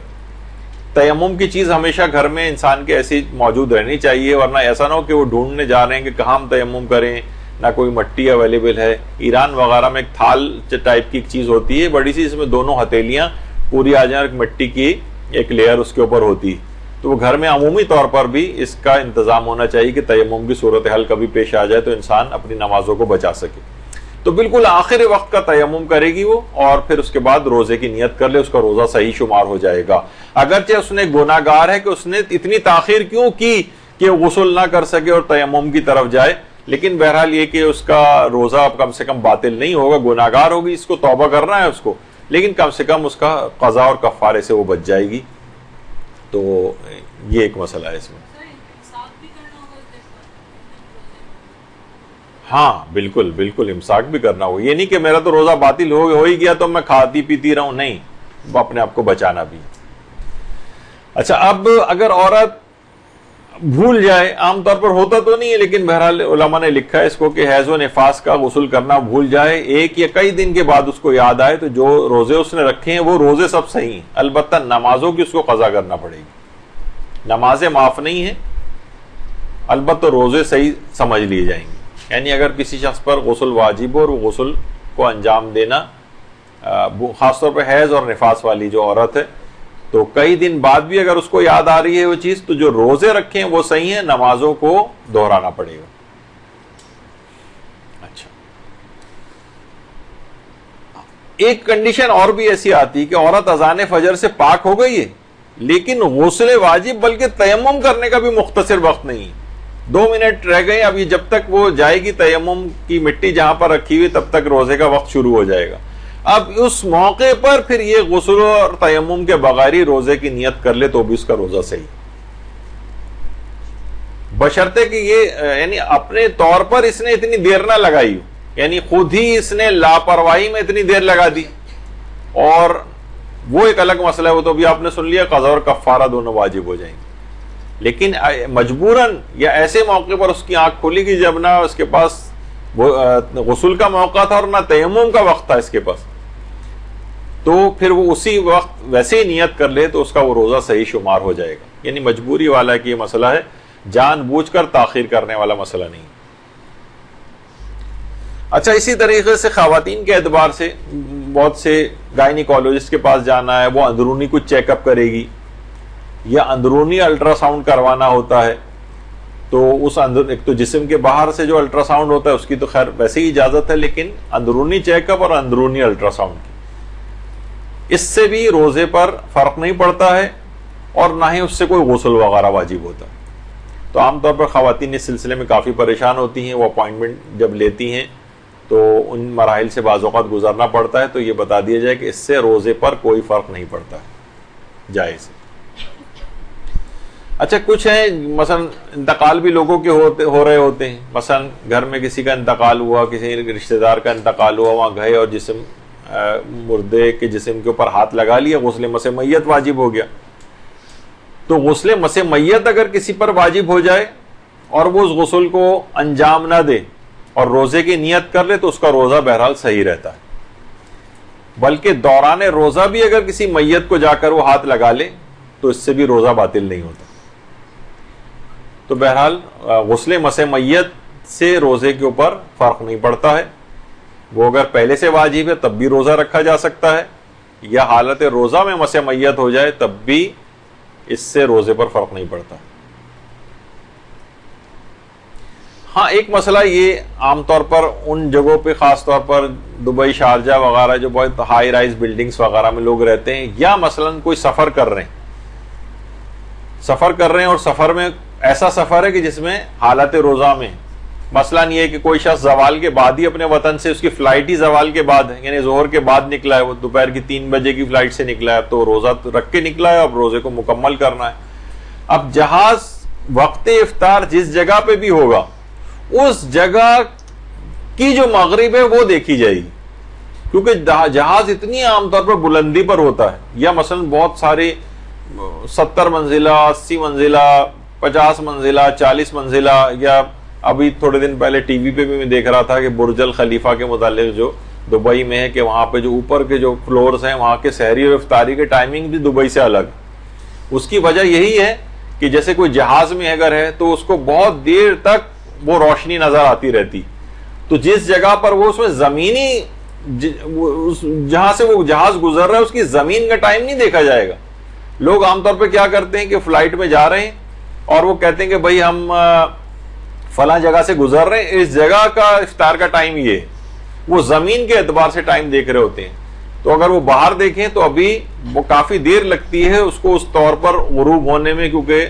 آپ اتنی بلندی پہ رہیں کہ آپ کے لیے وہ ابھی غروب نہیں ہوا ہوتا, تو اتنی تاخیر کرنی ضروری ہوتی. بہت سے لوگ دھڑا دھڑ اسی وقت روزہ کھولنا شروع کر دیتے ہیں. ایک فلائٹ میں تو میں نے دیکھا تھا پورے یعنی جہاز نے تقریباً جو ہے وہ مسافروں نے روزہ کھول لیا تھا, جبکہ اس وقت کافی زیادہ باہر روشنی بھی تھی, بلکہ کچھ سورج بھی کچھ نظر آ رہا تھا. لیکن انہوں نے کہا وہ تو ٹائم نیچے ہو چکا ہے, کیونکہ جہاں سے ہم گزر رہے ہیں وہاں پہ یہ والا ٹائم. تو اسی طریقے سے بہت اونچائی پر جو ہو وہ اس کو جب تک یعنی جس جگہ وہ خود موجود ہے وہاں کے اعتبار سے غروب شرعی کب ہو رہا ہے یہ معیار ہے. وہ زمینی جگہ معیار نہیں ہے, زمینی وقت افطار معیار نہیں ہے, بلکہ جس جگہ پہ انسان خود ہوتا ہے. تو جو بلند بلڈنگز ہیں, یہ جو جہاز میں کوئی سفر کر رہا ہے اس کے ساتھ یہ مسئلہ پیش آ سکتا ہے. اچھا, ایک مسئلہ غسل کے اندر اور آتا ہے کہ مثلا کوئی بھی واجب غسل اس نے انجام دے کے روزہ رکھ لیا, جیسے جنابت کا, حیض کا غسل. بعد میں پتہ چلا کہ کوئی رکاوٹ تھی جس کی وجہ سے پانی اس جگہ پہ پہنچ نہیں سکا تھا, اور غسل کے وقت اس رکاوٹ سے لا علم تھے, تو اس کا روزہ صحیح شمار ہو جائے گا, اس کا روزہ صحیح شمار ہو جائے گا. تو یہ نہیں سمجھا جائے گا کہ بھئی تو رکاوٹ تھی اس کا مطلب غسل ہمارا صحیح نہیں ہوا, غسل صحیح نہیں ہوا تو روزہ بھی صحیح نہیں ہوا. اس رکاوٹ سے لا علم تھے تو, اور اس کا پتہ ہی بعد میں چلا, تو اس کا روزہ صحیح.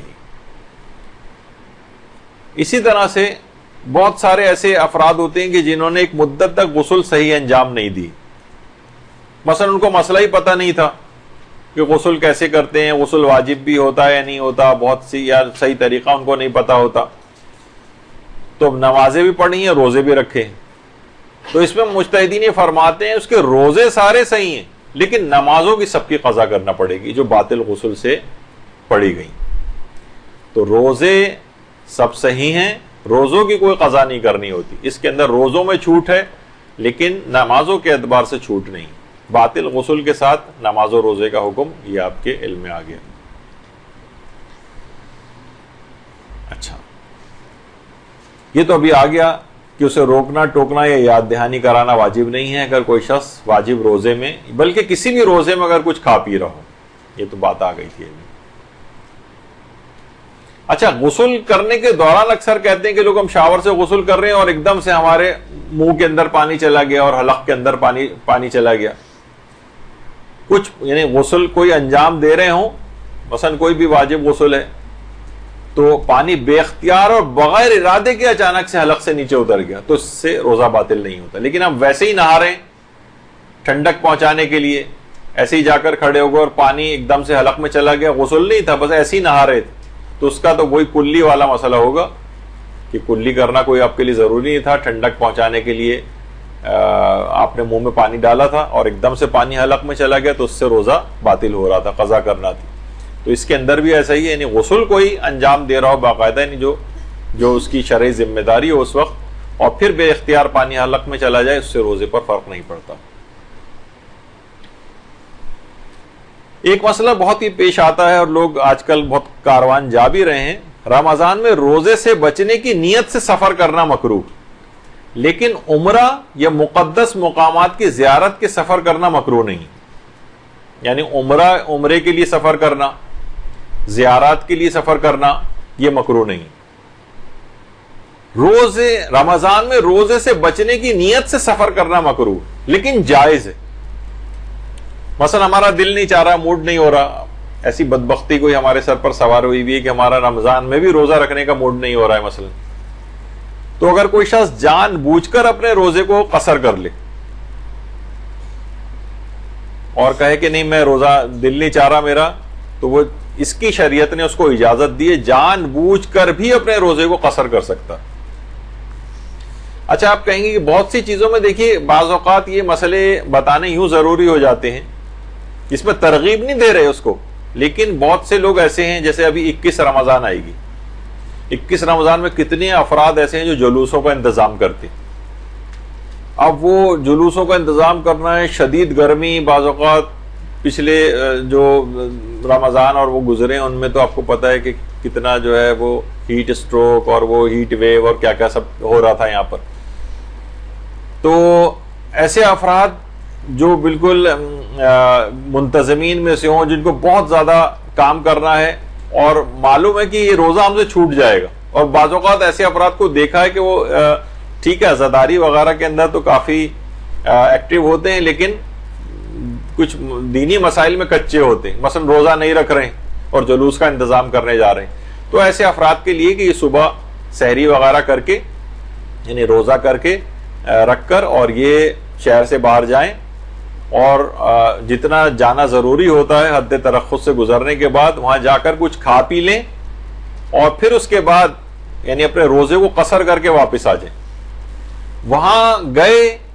اور وہاں سے واپس آ گئے بغیر کچھ کھائے پیے، تو ظہر سے پہلے اگر انسان بغیر کچھ کھائے پیے روزے منافی روزہ کوئی کام کیے بغیر اپنے وطن پہنچ جائے تو روزہ پھر اس کو مکمل کرنا واجب ہو جاتا ہے.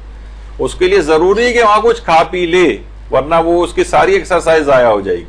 اچھا، یہ ان افراد کے لیے بھی جن کے امتحانات ہو رہے ہوتے ہیں اور معلوم ہے کہ یہ ورنہ والدین کو کہ یہ روزہ نہیں رکھے گا یا نہیں رکھے گی، تو والد صاحب جو ہیں یہ تھوڑا سی ذمہ داری قبول کریں، یعنی اس کو اس گناہ سے بچائیں، شہر سے باہر لے جا کے قصر کروائیں، مشکل سے وہاں سے 2-2.5 گھنٹے کے اندر واپس آ جائیں گے، اور اس کے بعد وہ کھا پی بھی سکتا ہے، روزہ اس کا قصر ہو گیا، اور اس کے بعد اپنے اس بعد رمضان اس کی قضا کرتا رہے. ابھی کم سے کم ورنہ کیا تھا، اس کو یقینی طور پر اس سے گناہ کرتے ہوئے روزہ چھوڑتا ہو، قضا اور کفارہ دونوں واجب ہو جاتے. اس میں کم سے کم شرعی ایک ہیلا اور طریقہ ہے کہ اپنے روزے کو جان بوجھ کر قصر کر لیں. البتہ جان بوجھ کر روزہ قصر کرنا مکروہ ضرور ہے، لیکن کم سے کم حرام تو نہیں، وہ عذاب تو نہیں ملے گا اس کو، وہ قضا اور کفارے تو واجب نہیں ہوں گے. لیکن اگر کوئی شخص عمرہ کرنے جا رہا ہے یا مقدس مقامات کے سفر کی زیارت کے سفر پہ جا رہا ہے تو وہاں جا کر اس کے روزے قصر ہو جائیں گے، کیونکہ اس وقت قصر ہوں گے جب وہ ایک ہی شہر کے اندر، جیسے کہ عام طور پر ہوتا ہے کسی بھی جگہ وہ 10 دن سے زیادہ کا اس کا قیام نہیں ہے. 5 دن مثلا نجف میں رہے گا، 5 دن کربلا میں رہے گا،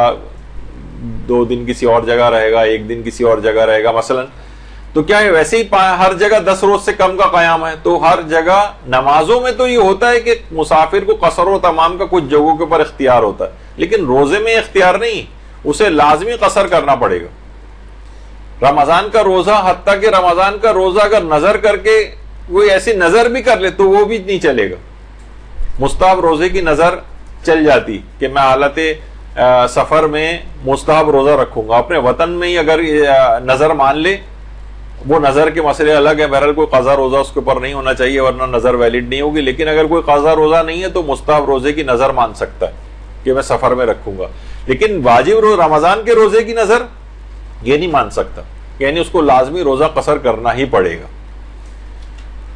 تو بعد رمضان قضا کرنی پڑے گی، تو وہ مکروہ بھی نہیں ہے. لیکن رمضان میں روزے میں سفر کی،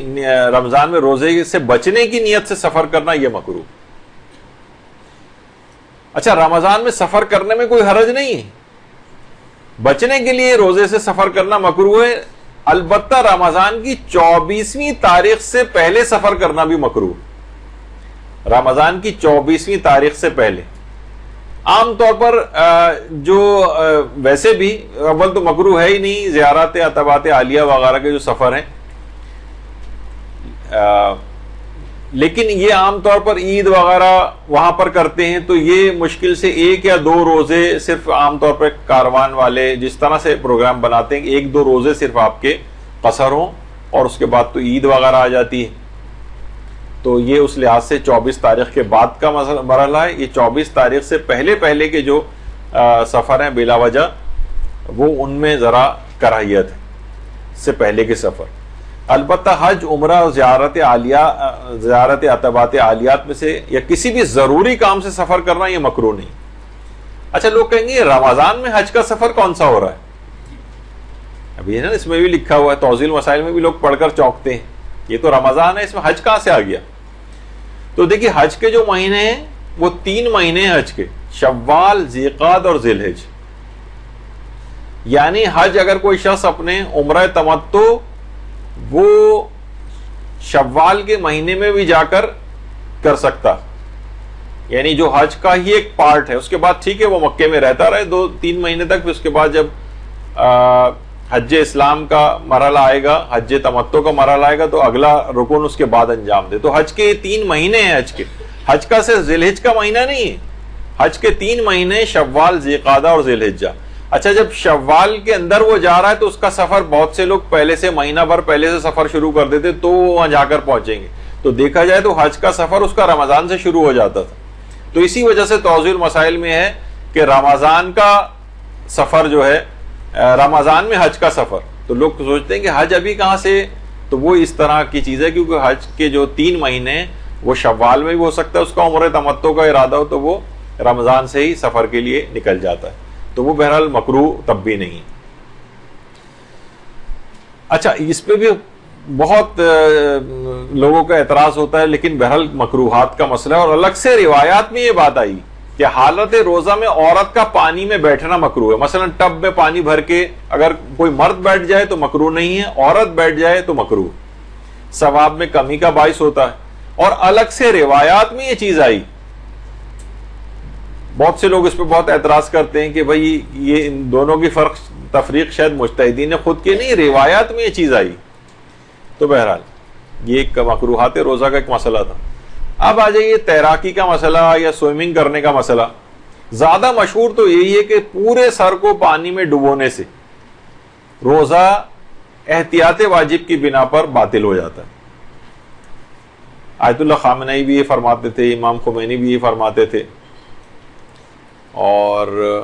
آیت اللہ خوئی کا بھی یہی نظریہ تھا کہ احتیاط واجب کے طور پر پورے سر کو پانی میں نہیں ڈبو سکتے.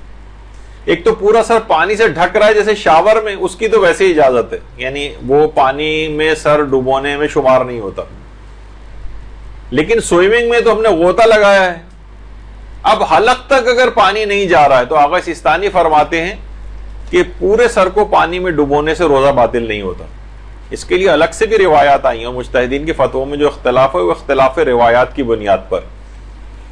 البتہ آغا سیستانی یہ ضرور فرماتے ہیں کہ شدید مکروہ ضرور ہے، لیکن اگر کوئی شخص سوئمنگ وغیرہ کے لیے یا مثلا ساحل سمندر پہ جائے، گرمی بہت ہو رہی ہے تو چلو چل کے نہاتے ہیں اس کے اندر مثلا، تو پورے سر کو اگر کوئی شخص سوئمنگ میں پانی میں سر میں اپنے سر کو ڈبو لے پانی میں تو آغا سیستانی کے نزدیک روزہ باطل نہیں ہے. البتہ ایسا کرنا شدید مکروہ. اچھا، اب بہت سے مریضوں کے لحاظ سے یہ چیزیں ہیں کہ حالت روزہ میں مثلا بواسیر جسے پائلز کہتے ہیں، ہیمورائڈز کہتے ہیں، ان میں یا تو اس کی تشخیص کے لیے ایک آلے سے تشخیص کی جاتی ہے جسے پروکٹوسکوپ کہتے ہیں، وہ جسم میں داخل کیا جاتا ہے، اس سے بھی روزے پر فرق نہیں پڑتا، یا مرض کی جگہ پر اگر کوئی دوا وغیرہ لگائی جائے اس سے بھی فرق نہیں پڑتا. تو بواسیر کے مریضوں کے لحاظ سے بھی ایک مسئلہ اس میں آ گیا. اچھا، کچھ چیزیں ایسی ہیں جیسے کچھ ماؤتھ واش استعمال کیے جاتے ہیں، مثلا منہ میں کوئی فنگل انفیکشن سے بچنے کے لیے یا علاج کے لیے ڈراپس کا استعمال ہوتا ہے. بعض اوقات یہ ہوتا ہے کچھ مریضوں کے ان کے انفیکشن ہو نہ جائیں، اس وجہ سے کچھ ڈراپس استعمال کرائے جاتے ہیں یا علاج کے لیے کروائے جاتے ہیں. یا ناک کھولنے والی تیز خوشبو والے انہیلرز جو ہیں استعمال ہوتے ہیں، ان سب کا بھی استعمال جائز ہے. بس اس میں سے کوئی بھی دوا حلق سے نیچے نہیں اترنی چاہیے، یعنی منہ کی حد تک معاملہ رہے، کلی کی حد تک معاملہ رہے، سونگھنے کی حد تک معاملہ رہے، اس سے روزے پر فرق نہیں پڑتا، روزہ صحیح رہے گا. بس کوئی چیز حلق سے اترنی نہیں چاہیے. تو ان طبی چیزوں کے استعمال کی بھی شریعت میں اجازت ہے. بعض اوقات آدمی چکر کھایا اور بے ہوش ہو گیا، کمزوری ہوئی، ڈائبٹک پیشنٹ ہے مثلا، ایک دم سے بے ہوش ہو گیا، تو بے ہوش ہونے سے بھی روزہ باطل نہیں ہوتا. تھوڑی دیر بعد ہوش آ جائے گا، اپنے روزے کو کنٹینیو کرے. ہاں، البتہ کچھ مریض ایسے ہیں جنہیں آپریشن کے لیے بے ہوش کیا جاتا ہے. اچھا، اب اس میں کیا ہے کہ یہ خود سے یہ چیز آتی ہے، خود سے بے ہوش ہونا. وہ جو بے اختیار بے ہوش ہو رہا ہے یہ تو باقاعدہ کنسنٹ فارم پہ سائن کرتا ہے کہ میں بے ہوش کرنے کی آپ کو اجازت دے رہا ہوں. تو اس میں احتیاط یہ ہے کہ اس روزے کو بھی مکمل کرے، اور مکمل کرنا ممکن نہ ہو تو اس روزے کی قضا بجا لائے. تو بہرحال بے ہوشی کا ایک مسئلہ یہ تو خیر آ گیا ابھی دوا ڈالنے کا. اچھا حالت روزہ میں اکثر دل کے مریض زبان کے نیچے کچھ ادویات رکھتے ہیں. اچھا صرف زبان کے نیچے نہیں بلکہ دل کے لیے نہیں بلکہ کچھ درد کم کرنے کی ادویات بھی ہیں جو زبان کے نیچے رکھی جاتی ہیں. وہ وہاں سے خون میں جذب ہوتی ہیں اور اس کے بعد اپنا اثر دکھاتی ہیں, حلق سے نیچے نہیں اترتی. تو آیت اللہ سیستانی کے فتوے میں مریض ایسے جو دل کے مریض ہوں یا درد کو کم کرنے والی ادویات زبان کے نیچے والی, اس سے روزے پہ فرق نہیں پڑتا. البتہ رہبر معظم آیت اللہ خامنئی احتیاط واجب کے طور پر زبان کے نیچے رکھنے والی گولیوں کے استعمال کو بھی منع کرتے ہیں اور کہتے ہیں احتیاط واجب ہے کہ نہیں. کیونکہ احتیاط واجب ہے تو اس مسئلے میں ان کے مقلدین آیت اللہ سیستانی کی طرف اگر رجوع کر لیں تو وہ بھی زبان کے نیچے گولیاں رکھ سکتے ہیں. اچھا بہت سے لوگ عام طور پہ کرتے ہیں کہ بھائی میں دل کا مریض ہوں, میں تو روزہ نہیں رکھ سکتا. دل کا مریض ہونے سے روزہ رکھنے کا کوئی تعلق نہیں, وہ ابھی اس کا معیار چل کے آگے چل کر آئے گا. لیکن عام طور پر دل کے مریض سالہ سال تک بس ان کو کچھ ادویات استعمال کرنی ہوتی, وہ بھی سحر و افطار کے اندر اگر کر لیں اور حالت روزہ میں زبان کے نیچے والی بھی اگر ادویات رکھ رہے ہیں تو آپ نے دیکھا کہ اس میں بھی گنجائش نکل آئی ہے اور ان دوران روزہ بھی ان کو کچھ فرق نہیں پڑے گا روزے کے اوپر, اور بیماری کے لحاظ سے ان کا علاج بھی ہو جائے گا اور ادویات کو استعمال کرنے کی اجازت ہے. البتہ حلق سے کوئی اتارنے والی گولی وہ استعمال نہیں ہو سکتی, یا تو اس کو ایڈجسٹ کریں یا واقعی اگر ضرورت پیش آ جائے, طبی لحاظ سے ضرورت پیش آ جائے تو ٹھیک ہے, پھر اس گولی کو معمولی پانی سے اتارا جا سکتا ہے. اور صرف گولی کھانے کا ہی اگر مسئلہ تھا تو 1 یا 2 گھونٹ پانی سے اس گولی کو نیچے اتار لیں, اس کے بعد منافی روزہ کاموں سے بھی اپنے آپ کو بچانا پڑے گا اور بعد رمضان اس روزے کی قضا بھی کرنا پڑے گی. یعنی یہ ایسا نہیں کہ اسلامی کہہ رہے کہ کوئی بات نہیں تم گولی ہرگز مت کھاؤ اور ایسے ہی چاہے تم مر جاؤ لیکن تجھے نقصان تمہیں پہنچ جائے, نہیں. حالت روزہ میں پھر آپ اتنی مقدار میں دوا کو استعمال کر سکتے ہیں جس کے بغیر آپ کوئی چارہ کار نہیں, لازمی دوا لینی. اور صرف دوا لینے کا مسئلہ ہے, ہمیں کوئی غذائی کوئی مسئلہ نہیں, صرف دوا لینی ہمارے لیے ضروری ہے. تو اس صورت میں وہ دوا لی جا سکتی ہے. لیکن ایسا نہیں کہ مثلا 2 گھونٹ پانی سے دوا لی جا سکتی ہو تو آپ گھٹا گھٹ گلاس کے گلاس شربت کے جو ہے اس کے اوپر چڑھا جائیں آپ, تو یہ صحیح نہیں ہے. اس سے اپنے آپ کو منافی روزہ کاموں سے بھی بچانا پڑے گا اور بعد رمضان اس روزے کی قضا کرنا. پھر وہی سوال آتا ہے کہ جب بعد رمضان روزے کی قضا کرنا ہے تو پھر فائدہ کیا ہوا؟ تو اس سے بہتر کھا پی لیتے. فائدہ ہی ہوا, ایک تو گناہ نہیں ملا آپ کو اور کفارہ واجب نہیں ہوا آپ پر. ہاں بس ایک لحاظ سے شرع حکم ہے کہ بہرحال اس روزے کی قضا آپ کو انجام دینی. تو زبان کے نیچے رکھنے والی ادویات کا بھی مسئلہ ہو گیا. اچھا بہت سے لوگوں کو قبض ہوتا ہے اور دنیا میں سب سے زیادہ جو بیماری ہے وہ قبض کی بیماری جو سب سے زیادہ لوگوں کو ہوتی ہے اور رمضان میں بھی ممکن ہے. تو اگر شدید قبض اگر کسی کو ہو رہا ہے اور وہ کچھ سپوزیٹریز جو ہیں وہ استعمال ہو رہی ہیں, ریکٹل سپوزیٹریز وغیرہ, یا اینیما جو ہے وہ لیا جا رہا ہے اور وہ چیز خشک ہے, کیونکہ مایا یا لکوڈ چیز سے اگر اینیما اگر عام طور پہ لیا جائے گا جس میں لکوڈ کوئی چیز استعمال ہوگی اس سے تو روزہ باطل ہو جائے گا. لیکن بہت سی ٹیبلٹ فارم میں ہوتی ہیں اس طرح کی سپوزیٹریز ہیں جو کہ رکھی جاتی ہیں, تو اس کے استعمال سے روزے پر فرق نہیں پڑتا ہے, وہ کیونکہ مایا چیز شمار نہیں ہو رہی. تو قبض شدید قبض کو دور کرنے کے لیے اس کا استعمال جائز. ہاں اگر یہ حتیٰ کہ آغا سیستانی بھی فرماتے ہیں, دیگر علماء بھی, کہ اگر یہ جو اینیما جو لیا جا رہا ہے اگر یہ مجبوری کی وجہ سے لیا جائے, خواہ علاج ہی کے غرض سے کیوں نہ لیا جائے, لیکن مایا چیز سے لکوڈ چیز سے اگر لیا جا رہا ہے تو اس سے روزہ باطل لازمی ہو جائے گا, چاہے مجبوری کیوں نہ ہو. مجبوری کیوں نہ ہو روزہ باطل ہے. البتہ گناہ کوئی نہیں ملے گا, بعد رمضان اس روزے کی قضا کرنا پڑے گی. لیکن اگر کوئی خشک چیز ہے ٹیبلٹ فارم میں ہے وہ چیز رکھی جا رہی ہے تو اس سے روزے پر فرق نہیں پڑتا. ایک یہ بہت لوگ پوچھتے ہیں کہ مسجد کی اذان ہو رہی تھی اور ہم نے اس وقت تک ہم کھاتے پیتے رہے. دیکھیے پہلی بات تو یہ کہ مسجد کی اذان سے کوئی بھی تعلق نہیں ہے روزے کا. ممکن ہے وقت پہلے آ چکا اور مسجد کی اذان بعد میں ہو رہی ہو, ممکن ہے وقت فجر داخل ہو چکا اور اسی وقت مسجد کی مثلا لائٹ چلی جائے اور لاؤڈ اسپیکر پہ آپ کو آواز سنائی نہ دے رہی ہو. تو اس سے کیا تعلق ہے؟ ہو سکتا ہے مؤذن دیر سے اس دن اٹھا یا اذان میں کسی بھی وجہ سے تاخیر ہو گئی. تو مسجد کی اذان سے کوئی تعلق روزے کا نہیں. اصل معیار یہ کہ وقت فجر آیا یا نہیں آیا. وقت فجر آ جائے تو اسی وقت سے روزہ شروع ہو جاتا ہے، چاہے مسجد سے اذان کی آواز آئے یا نہ آئے، یا اذان ختم ہو یا نہ ختم ہو۔ اچھا، اسی طرح سے بہت سے دکاندار حضرات ہوتے ہیں، کیشیئر حضرات ہوتے ہیں، تو مثلا نقدی گن رہے ہیں، نوٹ گن رہے ہیں، یا صفحات کو پلٹتے وقت انگلی کو بار بار منہ میں لے جا رہے ہیں، ترک کر رہے ہیں، پھر نوٹوں پر لگا رہے ہیں، پھر وہی دوبارہ منہ میں انگلی لے جا رہے ہیں، اس سے روزے پر کوئی فرق نہیں پڑتا، یہ ٹھیک ہے، اس سے کوئی فرق نہیں پڑتا اور روزہ صحیح رہتا ہے۔ اب ایک مسئلہ ایک اور ہے جو کہ جب مدرسے نے اتفاق سے اس کو زیادہ اس کو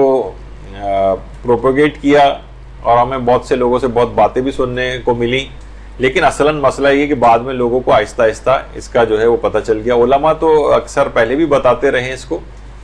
لیکن بہت زیادہ رائج یہ مسئلہ نہیں تھا، اور بعض صاحبان علم کے علم میں بھی نہیں تھا یہ والا مسئلہ کہ مرحوم جو باپ ہے اس کے قضا روزے اور نمازیں یہ بڑے بیٹے پر واجب ہوتے ہیں، بڑے بیٹے پر واجب ہوتے ہیں۔ البتہ آغا سستانی یہ ضرور فرماتے ہیں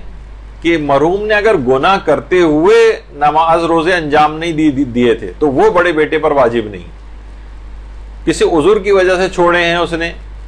تو وہ ان کی قضا کرنا بڑے بیٹے پر واجب۔ البتہ آغا خوئی تھے، وہ کہتے تھے کہ چاہے وہ گناہ کرتے ہوئے چھوڑے ہوں چاہے کسی مجبوری سے چھوڑے ہوں، ہر صورت میں بڑے بیٹے پر الگ سے ایک واجب ہے کہ وہ اپنے باپ کی قضا نمازوں اور روزے انجام دے۔ آغا سیستانی روزے کے نمازوں میں نہیں ہے یہ والا مسئلہ، صرف روزے میں ایک آپشن دیتے ہیں اس کو کہ یا تو وہ روزے بڑا بیٹا باپ کے روزے رکھے یا رکھوائے کسی سے، اور اگر یہ نہیں کرنا چاہتا وہ، یعنی اس کو آپشن ہے، تو وہ ہر روزے کے بدلے ایک مد یعنی 3 پاؤ آٹا یا غذائی اجناس، مثلا 3 پاؤ دال، 3 پاؤ چاول، 3 پاؤ بیسن، 3 پاؤ چھولے، کوئی بھی اس طرح کی چیز، یا 3 پاؤ کی مقدار میں مثلا روٹیاں، یہ کسی بھی غریب دیندار اور نمازی مومن وغیرہ کو وہ اس کو دے، تو باپ کے قضا روزے رکھوانے کی ضرورت نہیں۔ سید اور غیر سید کا بھی کوئی مسئلہ نہیں ہے۔ اچھا، بڑے بیٹے کا بھی مسئلہ نہیں ہے، یعنی اگر بڑے بیٹے پر ویسے تو واجب ہے، لیکن بڑے بیٹے کے بجائے کسی اور چھوٹے بیٹے نے یا بیٹی نے یا کسی اور رشتہ دار نے، مثلا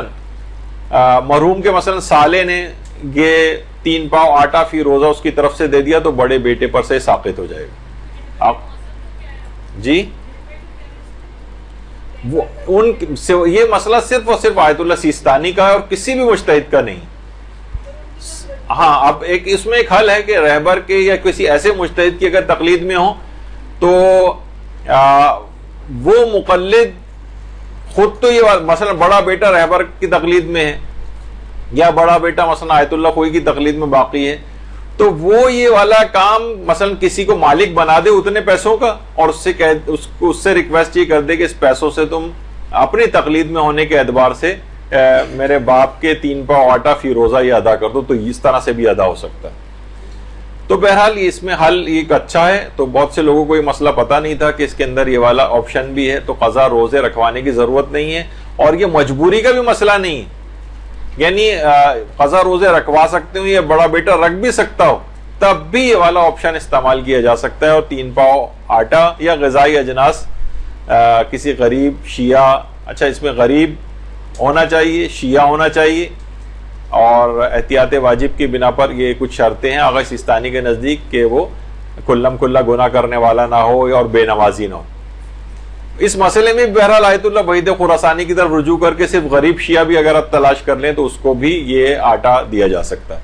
تو بہرحال یہ مرحوم کے قضا روزے، اچھا یہ لوگ کہتے ہیں اس سے قضا نمازیں بھی اتر سکتی ہیں، نہیں، قضا نمازیں اترنے کا کوئی مسئلہ نہیں ہے، اور صرف یہ قضا روزوں کا مسئلہ ہے، مرحوم کے قضا روزوں کا مسئلہ۔ تو یہ ایک مسئلہ ہوا۔ اچھا، اب ایک آتا ہے بھی، آپ نے دیکھا کہ روزوں کے حوالے سے بہت سی باتیں آ رہی تھیں کہ مریض کے اعتبار سے تو کتنا نقصان ہو کہ اس پہ سے روزہ معاف ہوتا، کیا صرف نقصان کا احتمال ہے، معمولی سا احتمال؟ مثلا ابھی خیر اس کا بھی ذکر آئے گا، بہت سی حاملہ خواتین ہوتی ہیں، یعنی دور دور تک کوئی کمپلیکیشن کوئی نہیں ہے، کوئی امکان نہیں، بس ایک ایسی معمولی سا احتمال شاید بچے پہ کوئی فرق پڑ جائے، ابھی خیر وہ آگے چل کر آ رہا ہے مسئلہ، اس میں ہم ڈسکس کر لیں گے. تو صحت کے اعتبار سے معمولی نقصان پہنچنے سے کے احتمال سے روزہ معاف نہیں ہوتا. مثلا کوئی کہے کہ جناب مجھے 99 بخار ہو رہا ہے، 100 ہو جائے گا. 100 بخار سے ایسا کوئی خاص عام طور پہ قابل تحمل ہوتا ہے اور ایسا نقصان نہیں ہوتا کہ زندگی جس میں خطرے میں پڑی جا رہی. شدید نقصان کا خوف اگر ہے تو اس سے روزہ جو ہے وہ تو حرام ہو جاتا ہے. لیکن معمولی نوعیت یعنی عقلاء کے نزدیک اس کی کوئی اہمیت ہو کہ ہاں یہ والا خوف واقعتاً ایسا ہے کہ آپ کو روزہ نہیں رکھنا چاہیے تھا، اس میں وہ روزہ معاف ہوتا ہے. معاف سے مراد پھر وہ قضا وضا تو اپنی کرنی ہوتی ہے، لیکن یہ کہ معمولی نوعیت کا احتمال جو ہے اس سے روزہ معاف نہیں ہوتا. کہیں ایسا نہ ہو جائے جیسے ایک بہت سی خواتین کہتی ہیں کہ جناب، خیر ڈاکٹر کے متعلق میں بات کہوں کہ زیادہ تر ڈاکٹر اس سلسلے میں ناقابل اعتبار ہے اور اصلاً ڈاکٹروں کے اوپر ڈالا بھی نہیں گیا ہے. آپ توضیح مسائل بھی جا کر پڑھیں کہ اگر مریض خود یہ محسوس کرے کہ میں روزہ رکھ سکتا ہوں تو خواہ ڈاکٹر منع ہی کیوں نہ کرے، اس کے اوپر روزہ رکھنا واجب ہے. اور اگر مریض محسوس کر رہا ہے کہ میں روزہ رکھ ہی نہیں سکتا، میری صورتحال ایسی حقیقتاً اللہ اور اس کے درمیان معاملہ ہے، کسی کو دھوکہ دینے کے لیے نہیں، یعنی واقعتاً وہ کہہ رہا ہے کہ میں رکھ ہی نہیں سکتا، تو خواہ ڈاکٹر کہے کیوں نہ کہ آپ روزہ رکھ سکتے ہیں، تب بھی روزہ رکھنا اس کے لیے واجب نہیں رہے گا. تو بہرحال ڈاکٹر معیار نہیں. ہاں ڈاکٹر کب معیار ہوتا ہے وہ بھی ویسے آگے چل کر آنی تھی بات، لیکن اب وہ ابھی بتا دیتا ہوں کہ ڈاکٹر اس وقت معیار ہوتا ہے جب انسان خود فیصلہ نہ کر سکے کہ پتہ نہیں میرے لیے روزہ رکھنا فائدے مند یعنی نقصان کا باعث تو نہیں، اور وہ خود فیصلہ نہیں کر پا رہا ہے، تو پھر وہ ڈاکٹر کے اوپر اس کو چھوڑ سکتا ہے اور پھر قابل اطمینان جو ڈاکٹر ہے اس کی بات پر عمل کر سکتا ہے، پھر وہ جو کہے اس کے مطابق عمل کرے. لیکن اصلاً معیار اور تشخیص خود کرنی ہے آپ نے. تو معمولی سا صرف ایک احتمال ہے، شاید ایسا ہو جائے، تو شاید تو ایسے ہی جیسے کوئی کہے کہ بھائی میں کوئی شخص ہے وہ کہے کہ باہر میں نکلوں گا تو شاید ایکسیڈنٹ ہو جائے، یعنی یہ تو ایک ایسی معاوض ہے 1-2% تو ہر چیز کا احتمال ہر وقت موجود ہوتا ہے. تو اس طرح کی چیزوں کا نہیں، یعنی عقلاء کہیں کہ ہاں واقعی ایسا خطرہ موجود ہے آپ کے لیے، تو پھر اس میں روزے کی معافی کا کوئی مسئلہ آتا ہے. ورنہ عام طور پہ دیکھا یہ گیا کہ لوگ اس میں گڑبڑ کر جاتے ہیں. بلکہ بعض اوقات یہ ہوتا ہے کہ شخص کو یقین تھا کہ وہ روزہ نہیں رکھ سکتا اور اس نے رمضان کے روزے رکھے بھی نہیں، اور جب کئی سال گزر گئے پھر پتہ چلا کہ وہ تو غلط فہمی میں تھا اور روزہ رکھ سکتا تھا. اس صورت میں آغا سیستانی فرماتے ہیں ان تمام روزوں کی بھی قضا کرنا پڑے گی،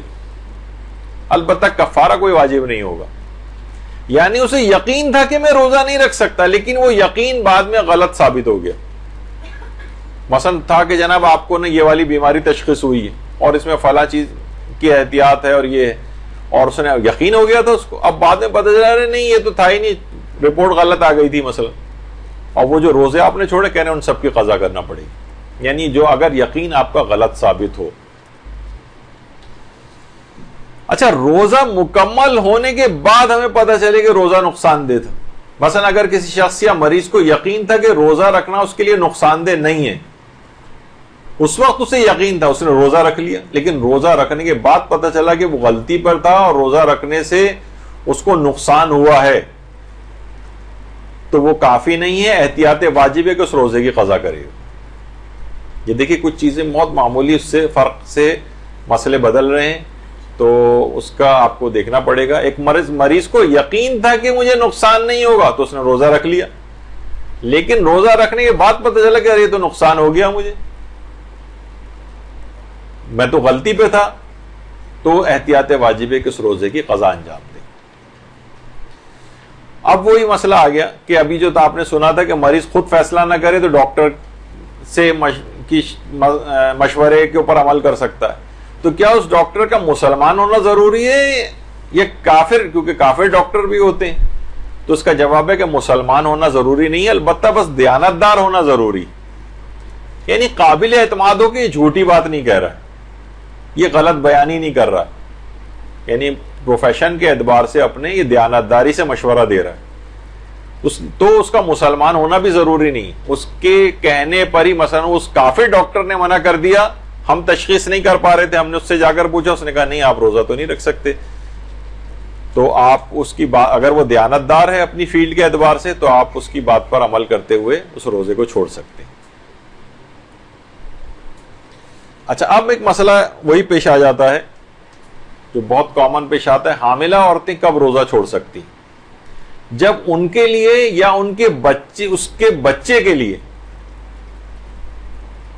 اگر روزہ نقصان کا باعث نہ ہو تو روزہ رکھنا واجب ہے۔ عام طور پہ خواتین یہ سوچتی ہیں کہ بس وہ حاملہ ہیں تو بس اب روزہ معاف ہو گیا، نہیں، اگر نقصان کا باعث نہیں، کوئی نقصان نہیں، اور واقعتاً اگر دیکھیں اگر وہ سحر و افطار میں اپنی اچھا غذائی اور سحر اور افطار کے درمیانی جو پوری رات اور اس کے بعد صبح تک، عام طور پہ اب تو لوگ خواتین ساری رات ہی جاگتی ہیں، تو کھاتے پیتے رہیں، پانی وانی پیتے رہیں، تو عام دنوں میں بھی شاید اتنا کھائے پیتے نہیں ہیں آپ جتنا رمضان میں کھا پی لیتے ہیں۔ عام دنوں میں اگر آپ کیلکولیشن اپنی کریں، آپ اتنا پانی نہیں پیتی جتنا آپ رمضان میں پی لیتی۔ اور جو آج کل جو خاص طور پہ جو ہمارا سیڈنٹری لائف سٹائل ہے، کہیں باہر اس طرح سے جانا نہیں ہے، دھوپوں میں پھرنا نہیں ہے، اور اس طرح سے گھر میں اے سیوں کے اندر رہنا ہے، تو اس میں تو ویسے ہی کوئی کسی بھی طرح کی کوئی کمی نہیں ہوتی۔ تو کوئی اگر کوئی طبی کوئی خاص مجبوری والا مسئلہ نہیں ہے تو روزہ رکھنا واجب ہے۔ لیکن اگر حمل کا 8واں یا 9واں مہینہ ہے اور اسے یا اس کے بچے کے لیے نقصان کا کوئی واقعتاً کوئی خوف ہے تو وہ روزہ چھوڑ سکتی ہے، بلکہ اگر شدید خوف ہے تو روزہ چھوڑنا واجب بھی ہو جائے گا۔ البتہ بعد رمضان ان روزوں کی قضا کرنا ہے، لیکن اس کو 8ویں اور 9ویں مہینے میں جو یہ چھوڑ رہی ہے روزہ، تو 3 پاؤ آٹا یا کوئی بھی کھانا یا غذائی اجناس یہ مستحق کو کفارے کے طور پر دینا ہوگا۔ اور اگر حمل پہلے مہینے سے 7ویں مہینے کے آخر تک کا ہے اور اس دوران روزہ اس کے یا اس کے بچے کے لیے نقصان کا باعث ہے تو روزہ چھوڑ سکتی ہے، بعد رمضان صرف قضا کرنی، کفارہ اور فدیہ کوئی نہیں۔ تو بہرحال یہ 2 فرق اس کے اندر ہیں، اس کو تھوڑا سا غور و فکر آپ کر لیجئے گا کہ حاملہ کب روزہ چھوڑ سکتی ہے اور کب نہیں۔ اچھا، اسی طرح سے دودھ پلانے والی جو مائیں ہیں بچوں کو، ان کا ہے مسئلہ کہ اگر روزہ رکھنے کی وجہ سے دودھ کی کمی کو وہ مصنوعی طور پر پوری کر سکتی تو ماں کے لیے روزہ چھوڑنا جائز نہیں۔ مثلا کوئی پرابلم نہیں ہے، کوئی طبی ممانعت نہیں ہے، اور وہ ڈبے کا یا مثلا گائے کا یا کوئی بھی اس طرح سے کوئی متبادل بچے کو کہ اس سے بچے کی غذائی کمی جو ہے وہ پوری ہو جائے، تو پھر اس کے لیے روزہ چھوڑنا جائز نہیں ہوگا۔ لیکن بچے کا اگر مکمل انحصار ماں کے دودھ پر کوئی طبی وجہ ہو، مثلا کوئی اور اوپر کا دودھ استعمال کرتا ہے تو اسے دست لگ جاتے ہیں، اس کی طبیعت خراب ہو جاتی ہے، بچہ لیتا ہی نہیں ہے اس کو، اور کوئی کمی کو پورا کرنے کا کوئی اور طریقہ نہیں، اور روزہ رکھنا خود اس کے لیے بچے کے لیے نقصان دہ ہو رہا۔ اچھا، نقصان دہ ہو رہا ہو، کمزوری یہ شمار نہیں ہوگی کہ ماں کو عام طور پر جب وہ فیڈ کرا رہی ہوتی تو ظاہر ہے کہ ان کو کمزوری ہو رہی ہوتی، تو کمزوری بلکہ شدید کمزوری بھی اس بات کا سبب نہیں کہ کوئی روزہ چھوڑے۔ ہاں، کوئی نقصان کا باعث بچے کو یا اس کی اپنی صحت کو کوئی نقصان ہو رہا ہے تو وہ ہر روزے کے بدلے 3 پاؤ آٹا یا غذائی اجناس مستحق کو دے سکتی ہے، اور بعد رمضان اس روزے کی قضا بھی انجام دینا، یعنی اس کو فدیہ بھی دینا پڑے گا۔ لیکن یہ اس وقت کی بات ہے جب واقعتاً کوئی نقصان اس کو یا اس کے بچے کو پہنچ رہا ہو، صرف کمزوری ہو رہی ہے، کیونکہ یہ سب چیزیں وہی میں نے کہا کہ جو مثلا کوئی پانی کی کمی ہو رہی ہے، کہاں مثلا سحر و افطار میں اتنا زیادہ مثلا پانی پی رہی ہے وہ کہ عام دنوں میں بھی اتنا نہیں پیتی، اگر یہ نہیں ہوتے رمضان تب بھی وہ اتنا پانی نہیں پیتی ہو، یا اتنی غذائیں نہیں کھاتی، یا مصنوعی طریقے سے اس کی کمی کو پورا کیا جا سکتا ہے تب بھی روزہ معاف نہیں ہوگا۔ تو کچھ چیزیں ایسی ہیں جیسے بہت آرام سے حاملہ اور بچوں کو دودھ پلانے والی جو مائیں ہیں وہ بڑے آرام سے روزہ چھوڑ دیتی اور کہتی ہیں ہم فدیہ دے دیں گے۔ نہیں، اس وقت ہوتا ہے کہ جب واقعتاً نقصان، اور آپ نے نقصان کا بھی معیار سمجھ لیا کہ ایسی معمولی سا امکان نہیں، یعنی واقعتاً عقلاء کہیں کہ نہیں یہ تو واقعتاً بڑا نقصان ہو جائے گا، تو اس موقع پر وہ چھوٹ ملتی ہے۔ لیکن ہمارے ہاں بہت آرام سے اس کو چھوٹ سمجھ لیا جاتا ہے، جو کہ حرام۔ وہ دوسرے اب یہ تو ہیں وہ مار رہا ہے، زبردستی کر رہا ہے، پولیس کیس ہو رہا ہے، وہ دوسری چیزیں، یعنی اصلاً دیکھا جائے تو یہ جو ہیں شرعی احکام وہ تو یہ ہیں کہ وہ زیادہ تر یہ ویسے نہیں ہوتا. بہت ہوا تو وہ ناراض ہو رہا ہے, ناراض ہونے دیجیے اس کو, ویسے بھی تو اور 10 دفعہ اس کو ڈانٹ پڑتی ہے آپ سے, کوئی بات نہیں, ناراض بھی اگر ہو جائے تو کیا ہے. لیکن عام طور پر ظاہر ہے کوئی بہت گمبھیر صورتحال ہو جائے, طلاقوں تک کی نوبت آ جائے وغیرہ, کوئی اس طرح کی ہو تو پھر ایک وہ ایکسٹریم مسائل ہیں, اس میں وہ پھر روزے اور اس سے ہٹ جاتا ہے معاملہ. اچھا یہ فدیہ کب دیں گی؟ یعنی واقعتاً واجب ہو گیا کہ بھئی اب یہ فدیہ ہی ان کو دینا ہے اور بعد رمضان تو قضا کریں گے, یعنی ایسی صورتحال ہے تو یہ فدیہ کب دیں؟ کیا یہ کر سکتی ہیں کہ پورا بھی مہینہ سٹارٹ ہوا انہیں پتہ ہے کہ اسی طرح تو رہے گا؟ ہاں نہیں, پہلے میں ایک مسئلہ اور بتا دوں, بڑا اہم ہے وہ بھی. یہ جو حاملہ ہیں یا مثلا دودھ پلانے والی مائیں, اور بالفرض فدیہ دینا ان کی خطرہ بھی ہے, تو یہ کیا خطرہ پورے مہینے کے لیے؟ مثلا اگر یہ ایک ایک دن وقفہ دے دے کہ اگر روزے رکھ لے تو پھر کیا یہ خطرہ رہے گا؟ پھر ہو سکتا ہے یہ ہو نتیجہ نکلے کہ نہیں پھر تو یہ خطرہ نہیں ہے, یا 2 دن بعد پھر یعنی جتنے بھی ممکن ہو ان کے لیے روزے رکھنا, یہ روزے رکھیں. یعنی ایک ہی آل اور ننس لا جو جسے کہتے ہیں نا, وہ والا یہاں پہ قانون نہیں آئے گا کہ یا تو سب روزے چھوڑے یا سارے روزے رکھے, نہیں, جتنے بھی رکھ سکے. اب ہم یہ فرض کر لیتے ہیں کہ جتنے روزے اس نے چھوڑے ہیں تو کیا وہ کر سکتی ہے کہ بھائی میرا تو ارادہ ہے ہی نہیں پورے مہینے اس دفعہ روزے رکھنے کا کیونکہ حاملہ ہے یا مثلا دودھ پلانے والی ماں ہے, تو وہ ابتدائے مہینے سے ہی نکال دے؟ نہیں, یہ نہیں کر سکتے. جتنے وہ روزے چھوڑتی جائے گی وہ مجبوری میں, کیونکہ اگر وہ روزے رکھ سکتی ہے اور پھر بھی چھوڑ رہی ہے تو وہ تو پھر فدیہ دینے والا معاملہ ہی نہیں, وہ تو قضا اور کفارے میں چلا جائے گا. یہ تو تب ہے کہ جب واقعی خطرہ اور نقصان کا باعث بن رہا تھا اس کے لیے, تو پھر یہ فدیہ جو روزے سے شرعی اعتبار سے اس کے لیے چھوڑنا ضروری ہوں گے کیونکہ نقصان پہنچ رہا ہے, اتنوں کا فدیہ دیتی جائے گی. یہ پہلے سے پورے مہینے کا نہیں دے سکتی, جتنے روزے چھوڑے ہیں فقط, یعنی جب وہ روزہ گزر جائے گا پھر اس کا فدیہ ہوگا. اچھا یہ بھی ضروری نہیں کہ بس جیسی آج کا روزہ چھوڑا تو آج کا فدیہ فوراً دے, پھر اس کے بعد 2 روز بعد چھوڑا پھر اس کا فوراً دے, نہیں, یہ فدیے جمع ہوتے جائیں گے. یہ جتنی بھی جلد دے سکے بہتر ہے, لیکن رمضان کے بعد بھی دے سکتی. یعنی ایسا کوئی واجب فوری نہیں کہ بس ابھی ہی فدیہ فوراً نکالنا ہے اگلے روزے سے پہلے, نہیں, ایسا نہیں, یعنی بعد میں بھی دے سکتی. لیکن بہرحال تو اس وجہ سے بھی نہیں کہ یہ کیسے اس نے سمجھ لیا کہ میں پورے مہینے ہی نہیں رکھ سکتی. ممکن ہے کہ 2 دن چھوڑ کر بھی اگر یہ روزہ رکھ لے تو اسے ایسی غذائی کمی کا نقصان نہیں ہو, اس کو یا اس کے بچے کو کوئی خطرہ نہ ہو اگر یہ روزے چھوڑ کے رکھ دو. جس قدر بھی ممکن اس کے لیے روزے رکھنا ہے نقصان سے بچتے ہوئے, اتنے روزے تو اس کو رکھنے پڑیں گے. ہاں کس کو اجازت ہے؟ بہت زیادہ بوڑھے افراد جن کے لیے روزہ باعث مشقت ہوتا ہے, ان کو پتا ہے کہ بھائی میرے کون سی جب اتنی بڑھاپا ہے, میرا اتنا شدید بڑھاپا ہے, اس میں کون سا میں 15 دن کے بعد جو ہے وہ میں دوبارہ جوان ہو جاؤں گا مثلا. تو یہ کیا کر سکتے ہیں, یہ ابتدائی مہینے ہی میں پورے رمضان کا فدیہ نکال سکتے ہیں. یعنی وہ بوڑھے کے جن کے اوپر فدیہ نکالنا ہوتا ہے, بوڑھوں کی بھی 2 اقسام ہیں, کچھ پہ فدیہ ہوتا ہے کچھ پہ نہیں ہوتا. خیر ابھی اس کو چھوڑتے ہوئے بہرحال جو بڑھاپے کی وجہ سے جو کافی زیادہ بوڑھے ہوتے ہیں,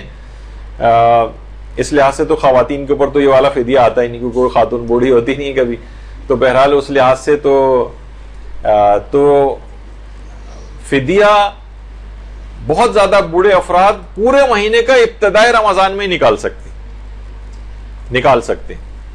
لیکن حاملہ کو دودھ پلانے والی ماؤں کو یہ والی سہولت نہیں ہے, وہ جو روزے چھوٹیں گے جیسے جیسے ان کا فدیہ روزے کے ختم ہونے کے بعد نکالے گی. تو یہ مسئلہ بھی آ گیا کہ وہ دن گزرنے کے بعد ان کا فدیہ نکالنا صحیح ہے. ایک یہ بڑا مسئلہ پیش آتا ہے, سحری کھانے کے دوران وقت روزہ شروع ہو جائے. اگر انسان سحری کھا رہا ہے دوسرے دوران اسے معلوم ہو گیا کہ فجر ہو گئی, تو ضروری ہے کہ جو لقمہ بھی منہ میں ہے اسے فوراً نکال دے باہر. اگر وہ اس کے باوجود اس نے کہا اب تو منہ میں آ گیا تو کم سے کم اسے تو نگل ہی لو نا, فی الحال اس کا وہ روزہ باطل ہو جائے گا کیونکہ روزے کا وقت داخل ہو چکا. اچھا اگر شک ہو کسی کو, پتہ نہیں فجر ہوئی پتہ نہیں ہوئی, تو اس حالت شک میں اسے کھانے پینے کی اجازت ہے. لیکن اگر بعد میں پتہ چلا کہ میں شک میں کھا تو رہا تھا، بعد میں پتہ چلا ارے وقت تو داخل ہو چکا تھا، تب اس روزے کی قضا کرنا پڑے گی شک کی صورت میں۔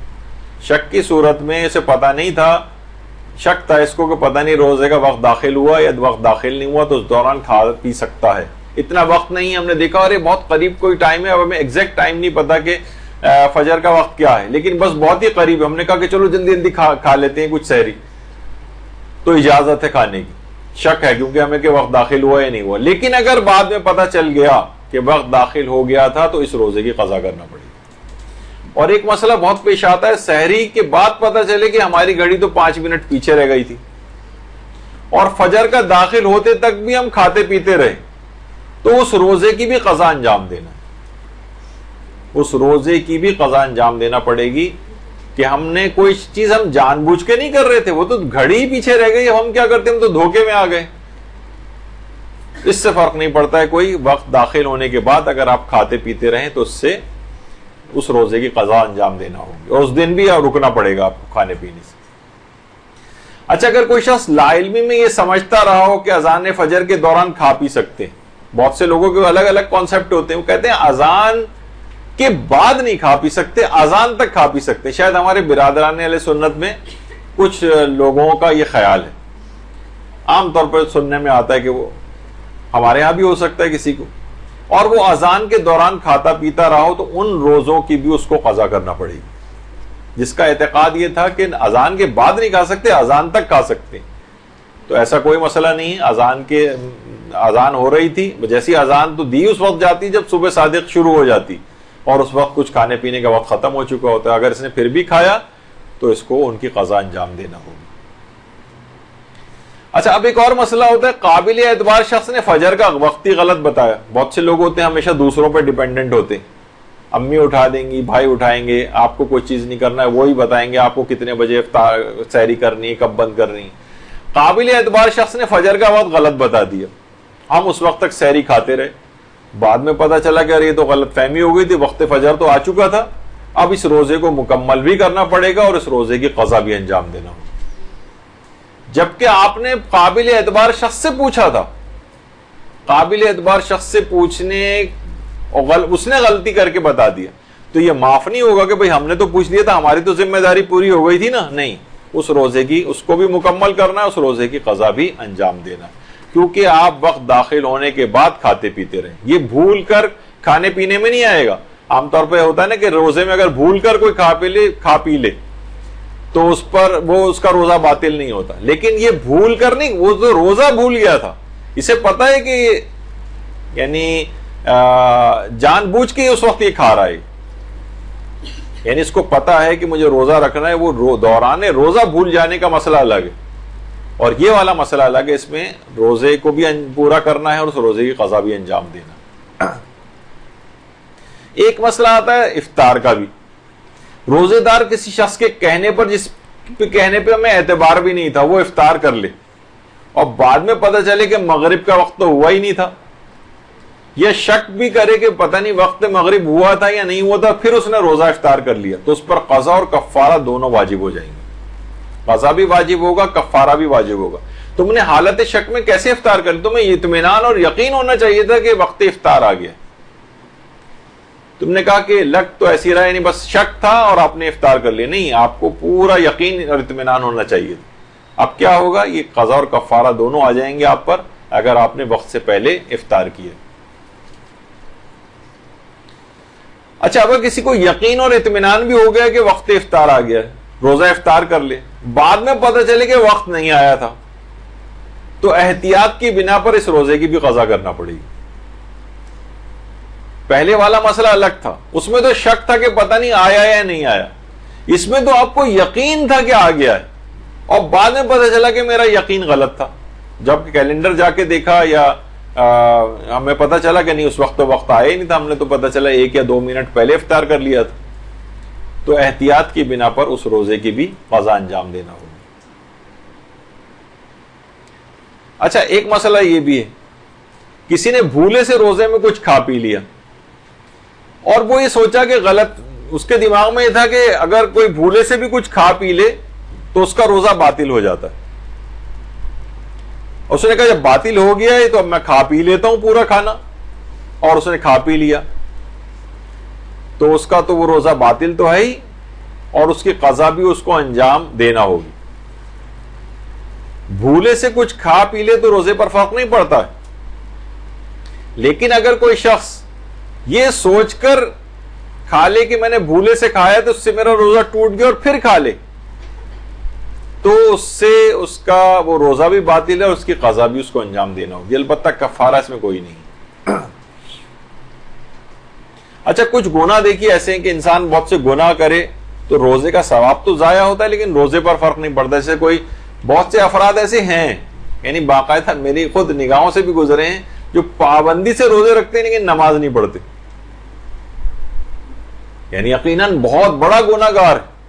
یعنی جو نمازیں اپنی جان بوجھ کر قضا کرتا ہے، توبہ تو کرے گا، ان نمازوں کی سب کی قضا کرنی ہے، لیکن روزے اس کے سارے صحیح ہیں، روزے باطل نہیں ہوں گے کہ بھائی تم نماز نہیں پڑھتے۔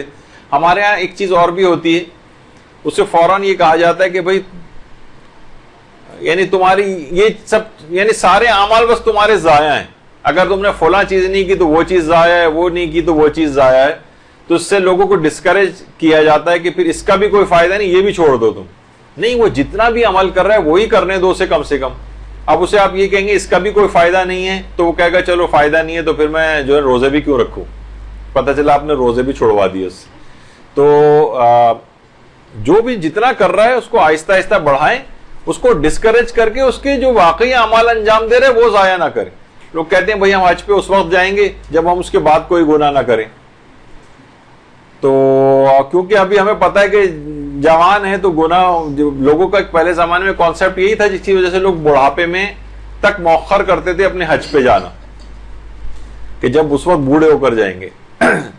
تو بڑھاپا کسی نے دیکھا ہے؟ اور جب بھی شاید دستغیب شیرازی فرماتے تھے کہ قبرستان جاؤ تو وہاں جا کر دیکھو گے تو آپ کو ملے گا کہ زیادہ تر وہ قبریں کہ جو بڑھاپے کی منزل تک پہنچے ہی نہیں، اس سے پہلے انتقال کر گئے۔ تو کسی نے دیکھا کہ بڑھاپا آئے گا تو ابھی انسان کو توبہ کر کے اور اپنی زندگی کو اچھے طریقے سے گزارنا چاہیے۔ اچھا اسی طریقے سے کچھ گناہ ایسے ہیں جیسے دوران امتحانات آ جائیں تو اس میں نقل کروانا جو ہے، نقل کرنا بھی گناہ ہے، تو لوگ کہیں گے پھر ایسے روزے کا کیا فائدہ؟ نہیں، روزہ اپنی جگہ پر صحیح ہے، البتہ اس گناہ سے روزے کے ثواب پہ ضرور فرق پڑ سکتا ہے، لیکن ایسا نہیں کہ روزہ باطل ہو۔ یا عورت مثلا بے حجاب گھوم رہی ہے، میک اپ کر کے گھوم رہی ہے، آفس تیار ہو کر جا رہی ہے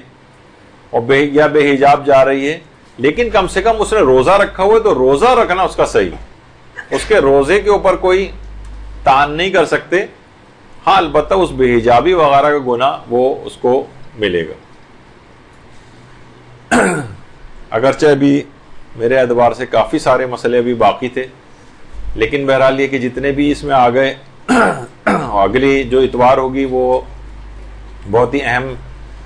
کچھ موضوعات کے اوپر ایک اور اسپیکر انشاءاللہ آ کر لیں گے، اور اس کے بعد تو شب قدر والی اتوار آ جائے گی، تو اس میں شب قدر کے لحاظ مناسبت سے گفتگو ہوگی۔ پھر بالکل ایک آخری اتوار ہوگا، اس میں ظاہر ہے کہ صرف رمضان کے فطرے کے چاند کے احکامات وغیرہ جو ہوتے ہیں وہ اس کے اندر عام طور پر بیان ہوتے ہیں، جو کہ شاید عید شروع ہونے میں 2 دن یا 3 دن رہ گئے، جو بالکل آخری اتوار آئے گی۔ تو اس میں پھر یہ ہے کہ انہی موضوعات کے اوپر گفتگو جو ہے وہ زیادہ مناسب لگتی ہے۔ تو رمضان کے لحاظ سے تو اس لحاظ سے ہم نے ایک جو سرسری سے جائزہ تھا وہ اگرچہ مکمل نہیں ہو سکا، لیکن بہرحال کافی سارے مسئلے جو عمومی زندگی میں پیش آتے ہیں وہ ہم نے کور کیے ہیں۔ تو پروردگار عالم سے دعا ہے کہ آپ کی تمام زحمتوں کو پروردگار عالم قبول کرے۔ اتنی شدید گرمی میں آپ لوگ ماشاءاللہ علم دین حاصل کرنے کے لیے آ رہی ہیں، اور آپ کے تمام نماز و روزہ کو پروردگار عالم قبول فرمائے، اور ہمارے امام زمانہ علیہ الصلوۃ والسلام کا جلد ظہور پر نور ہو جائے۔ درود بھیجیے محمد علیہ۔